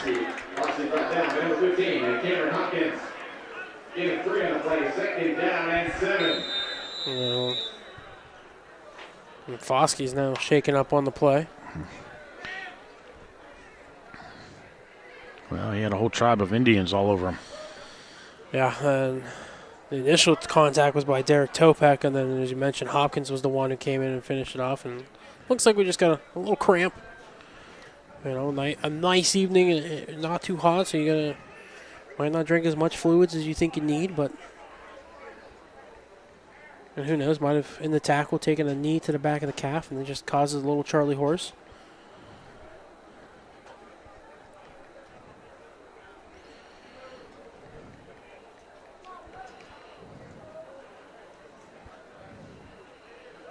Trying to find some more scores around the WPIL. Woodland Hills, this was up 34 minutes ago. Woodland Hills leads Franklin Regional 26-7 with 9:22 to go in the third quarter. So the Wolverines looking to break that third place tie in the Big East Conference. And that's actually the score, 26-7 end of the third between Woodland Hills and Franklin Regional.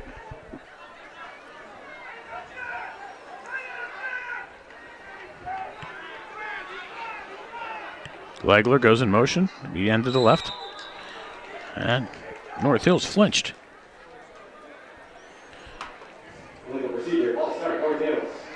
Make it 2nd and 12. That's the play you gotta capitalize on. You gotta make it work.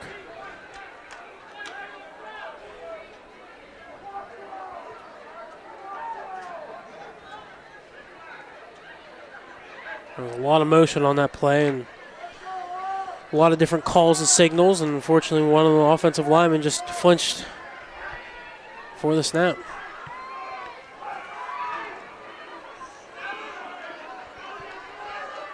A handoff underneath to Liam Tracy. Gets the penalty yardage back, +1. Going to bring up 3rd down and about 7.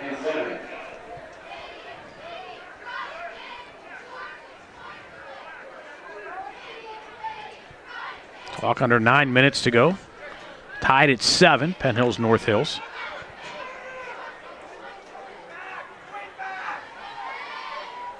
We got some personnel issues coming on late. Chase Foskey comes in, yeah.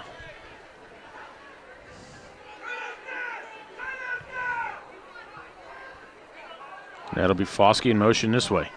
He'll step up the block. Marker looking downfield. He's under pressure. Looks for somewhere to go. And Penn Hills is there.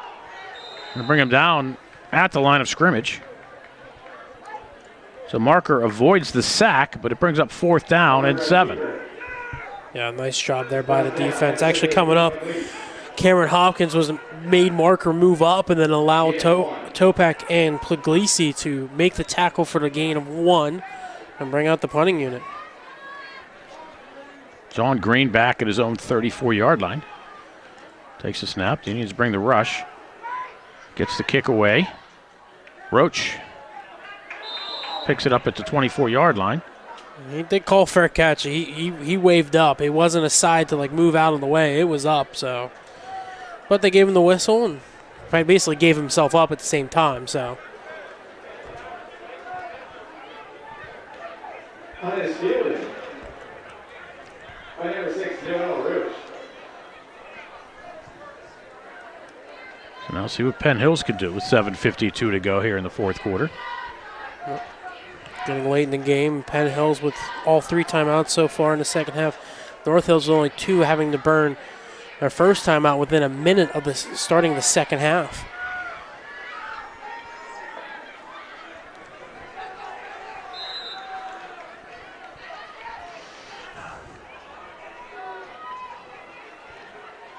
Duggar waves Duggar in motion to the right. And Duggar will keep it on the play action right side. And North Hills will close quickly. Short gain for young Julian. Number 2, Julian Duggar, the keeper.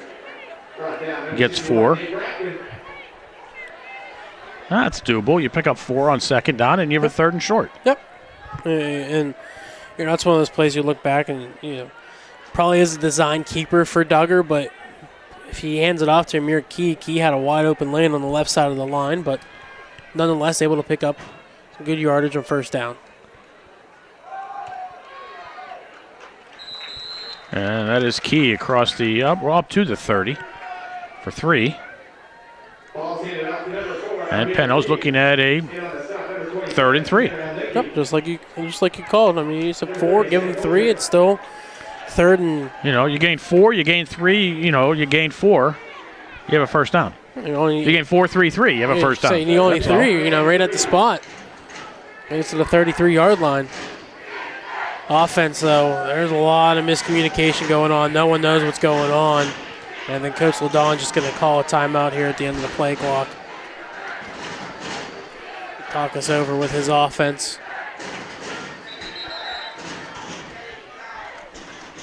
Avoid that illegal substitution penalty again.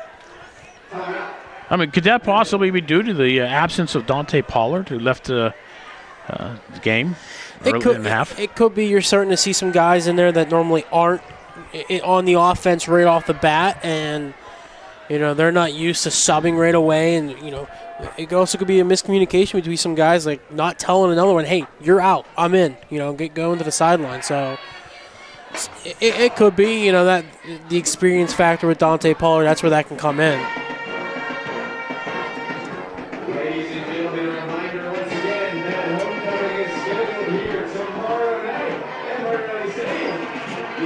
Looking at the stats, North Hills 42 plays, 248 yards. For Penn Hills, 40 plays for 162 yards.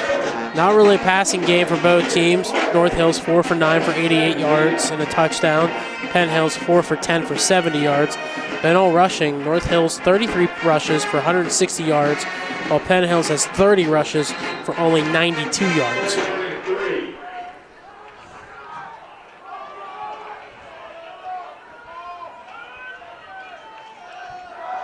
Dogger, quick pass, complete. Noel Roach loses the football. And Penn Hills falls on it. Did they fall on it at the 40-yard line? I think Mitchell made the most hustle play oh my Coach goodness could ask gracious. for. Oh, my. What a hustle play by the young man. He's had a couple drops tonight. That makes up for it right there. That keeps the drive alive and allows your team to potentially go up late in this game. Goodness, if North Hills falls on it, they have the ball close to midfield. Wow. Nice catch by Roach. Yes. Clock rolling under 6 minutes to go here in the 4th. Again, we are tied at 7. Low snap.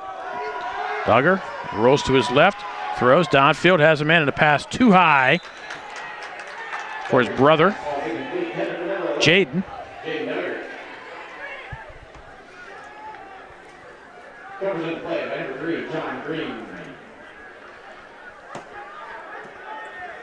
That was just, that's a play where the awareness of DeAndre Mitchell to go towards his teammate with the ball and then able to fall on it, just a spectacular play. Situational awareness. Yes, very much so.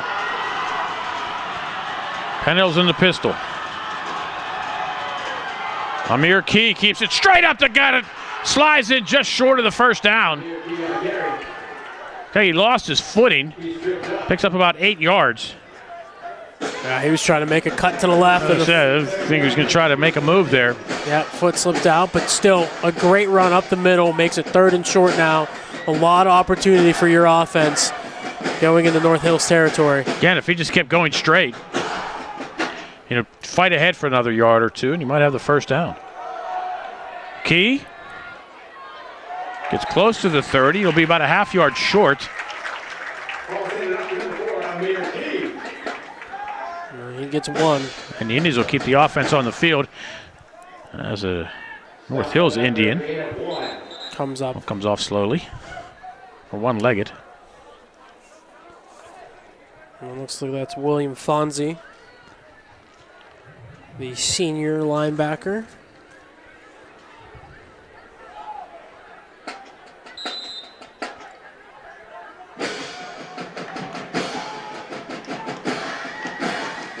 So 4th and 1, we've seen Penn Hills offense, we've seen them execute effectively, and we've seen them also have a mishap so far on this type of down. Last time on 4th and short, Duggar was under center. This time they will be in the shotgun. And Topek spins ahead into the secondary. Topek, 15-10-5, touchdown, Penn Hills Indians. Topek from 31 yards out, and the Penn Hills Indians take the lead with 4.5 minutes to go in this contest. Don't stop churning them legs, young man, and Derek Topek doesn't. He fights through the tackles, able to spin off the big pile at the 30. He had the first down already, and then all of a sudden, green grass is in front of him, makes one man miss, and into the end zone for the 31 You see that a lot in 4th and 1s and things like that. You have the defense all stacked at the line, and if you can just get past that initial surge at the line, you're pretty much free into the secondary. Silverman to try the point after the kick, up and good. 4:30 to go here in this contest. Penn Hills takes the lead 14-7 over the North Hills Indians. Don't go away. This one is far from over. Here on the Trib Live High School Sports Network. And it looked like, as you mentioned, North Hills stacked the box, but off the initial play, it looks like they were ready for Amir Key to get it on the right side. And instead, Julian Duggar hands it off to his left to Derek Topek.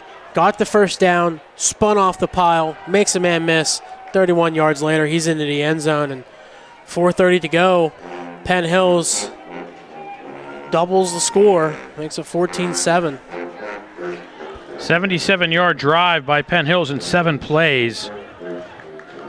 3 minutes, 22 seconds. But on the bright side for North Hills, Penn Hills gave them a lot of time left. Yep. I mean, if Penn Hills just makes the 1 yard, now they can start working on the clock as they get in close, not only for a touchdown, but also they have Silverman who can kick field goals. That's one of those plays where, he got the open field. You got to go for it. You got to get that score. You don't know if you're going to get that. Oh, no, chance. I'm just saying if he got stopped, right, just for the first time, picking up a yard and a half there. Yeah, it definitely kills more clock off, but the way the Penn Hills defense has been showing up so far tonight, I'm very impressed if I'm Coach Ladon. And Silverman booms this one back to the 1 yard line. And North Hills gets a nice return out to across the 25, about the 28. Liam Tracy on the return there. Now North Hills still a lot of time on the clock here.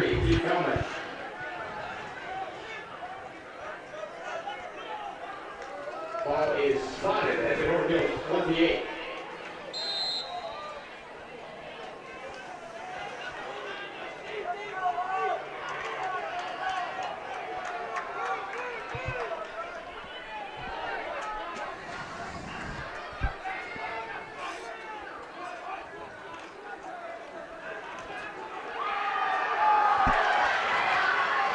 Getting to the outside across the 35 is Liam Tracy. Markham is at 36-yard line, picks up 8. Gain of 8 on the play, 2nd down and 2. Claude Evangelos, he had Tracy dead to right at the line of scrimmage, and he just missed on a tackle. That's a tackle you need to make for your team to prevent anything from happening. Dickerson, left side, will have the first down. Robert Dickerson on a carry. A gain of 3. First down and North Hills. Nice job by Noel Roach, come from the free safety spot and make that open field tackle, because if he misses, we might be talking about a big run for Robert Dickerson.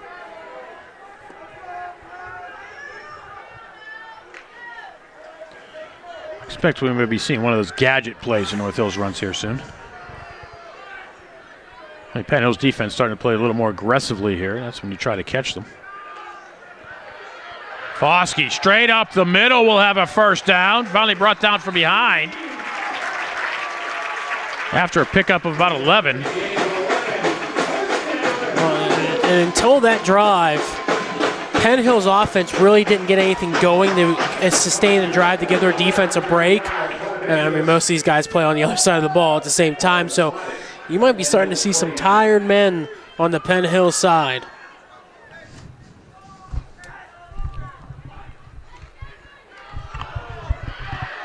Foskey again straight up the middle for close to 10. They'll be just short of the first down. Oh, 2nd and 1. Clock approaching 2.5 to go. Oh, we're watching them picking up these big yardage. We're forgetting about the clock running. Yep. Tracy goes in motion to the left, and it's Foskey coming up the middle to the right. We'll have the first down. Foskey was tackled on the play by number 55, Los Angeles. Game 3, first down, North Hills. That was, in the past 3 rushes, that was the first time a North Hills runner was met by contact at the line of scrimmage. Otherwise, they were getting into the linebacker to the defensive back section before being hit. Dickerson this way, right into the arms of Luke Pugliese. At the 34-yard line, picks up 3. It'll be 2nd and 7. Yeah, but a nice job by Pugliese, basically just to swallow him up. He did it. He ran into his chest and just put the bear hug on him and just go down.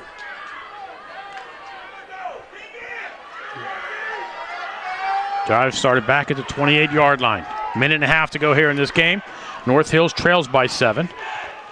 Foskey's tripped up in the backfield by his own man. Will lose a yard. Foskey tripped up, timeout, North Hills. And North Hills will use a timeout with 1:23 to go here in the 4th quarter. Penn Hills 14, North Hills 7. And North Hills needs end zone. Yes, and you get in, you go for 2, you go for the win then. Depends on how you get in. I think if you're running the ball well.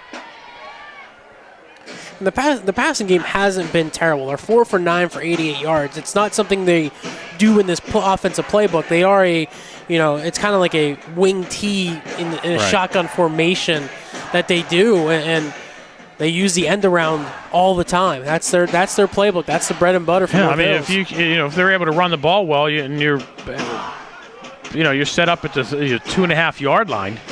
Yep. Basically,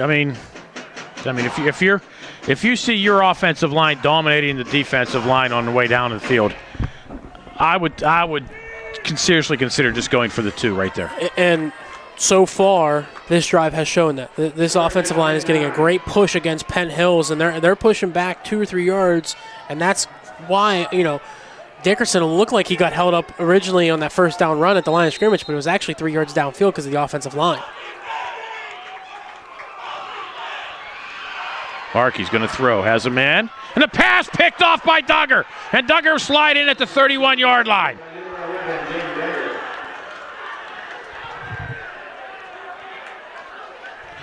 Penn Hills takes over with 1:15 to go, and credit Jaden Duggar. After he caught that interception of trying to make anything with it, he slid in, kept the possession. And now the Indians of Penn Hills with an opportunity to run out the clock. And there was your gadget play. And that was the point where Duggar let his man go downfield with the safety, came up and just read the eyes of Ethan Marker, and just it's a catch that that man can make in Jaden Duggar, and he just does it. And like you said, credit to him. Does the smart thing. Slide down and don't do anything stupid. And Duggar takes a knee. How many timeouts do North Hills have? That was their last one. I believe so. Now, interesting. I believe that's the first turnover of the game. Yes. Yeah, we had, besides the fumble, which was recovered by DeAndre Mitchell for Penn Hills, that was it. It's been a clean game. Yes, it's been a very clean game. And besides the one personal foul penalty, it's been a clean game penalty-wise as well. Only a total of 13 penalties for a total of 94 yards. The penalty book.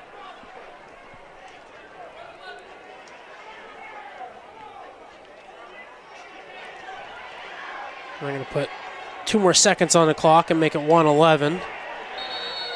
But talk about a grind-out victory for Penn Hills. We've talked the last few weeks about these games being very defensive games and how we've enjoyed defensive games. And Boy, we're sure getting what we wished for, didn't we? Oh, yes, we are.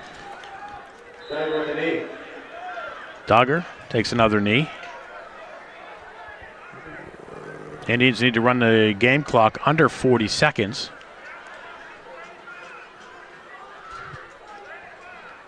Yep, they'll do it. Here, I'm sure if you could hear Coach LaDawn yelling from across the field, 35. Yep. 35. When you see 35 on the big clock on the scoreboard, you snap it. And you call it a day. And great response by Penn Hills. You lose one of your senior leaders in Dante Pollard to an injury, and they come out. A beautiful drive that was kept alive by the DeAndre Mitchell fumble recovery off the Noel Roach reception. And then you go down, and on 4th and 1, Derek Topek just punches it in from 31 yards out.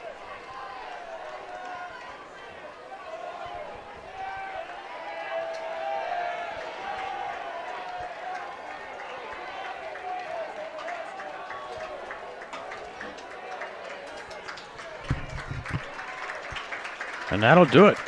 Clock winds down. Your final score, Penn Hills 14, North Hills 7. Now Penn Hills North Hills still has to play Pine Richland. So I think you kind of assume Pine Richland takes that one. That would be, that may not happen, but North Hills now drops into second place, actually in third place in the conference with the loss behind Penn Hills because Pine Richland is undefeated. Pine Richland's undefeated. They both would be 2-1, and I'm going to guess Fox Chapel, what their result might be against Kiski. Depending on that, you could have a three-way tie for second, but Penn Hills would own the tiebreaker over North Hills, and then Fox Chapel coming up next week for the Indians. You could be talking about a second-place finish for Penn Hills when it was looking like maybe just trying to squeak in with a wild card spot. Now you're talking, and you might be one of the top two to qualify. And that was a nice. So it was. I think this was a game. I think both teams looked at this. If you didn't win tonight's game, it was going to be difficult to get yourself into the playoffs. Yes. And Penn Hills came out and made a statement. I mean, they weren't flashy. They earlier in the season they tried a lot of throwing the football, a lot of going to the receivers.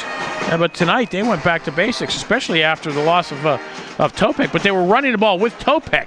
Yes. No, not Topek. Excuse me. Pollard. Dante Pollard. But once Pollard got injured, they still kept running the football.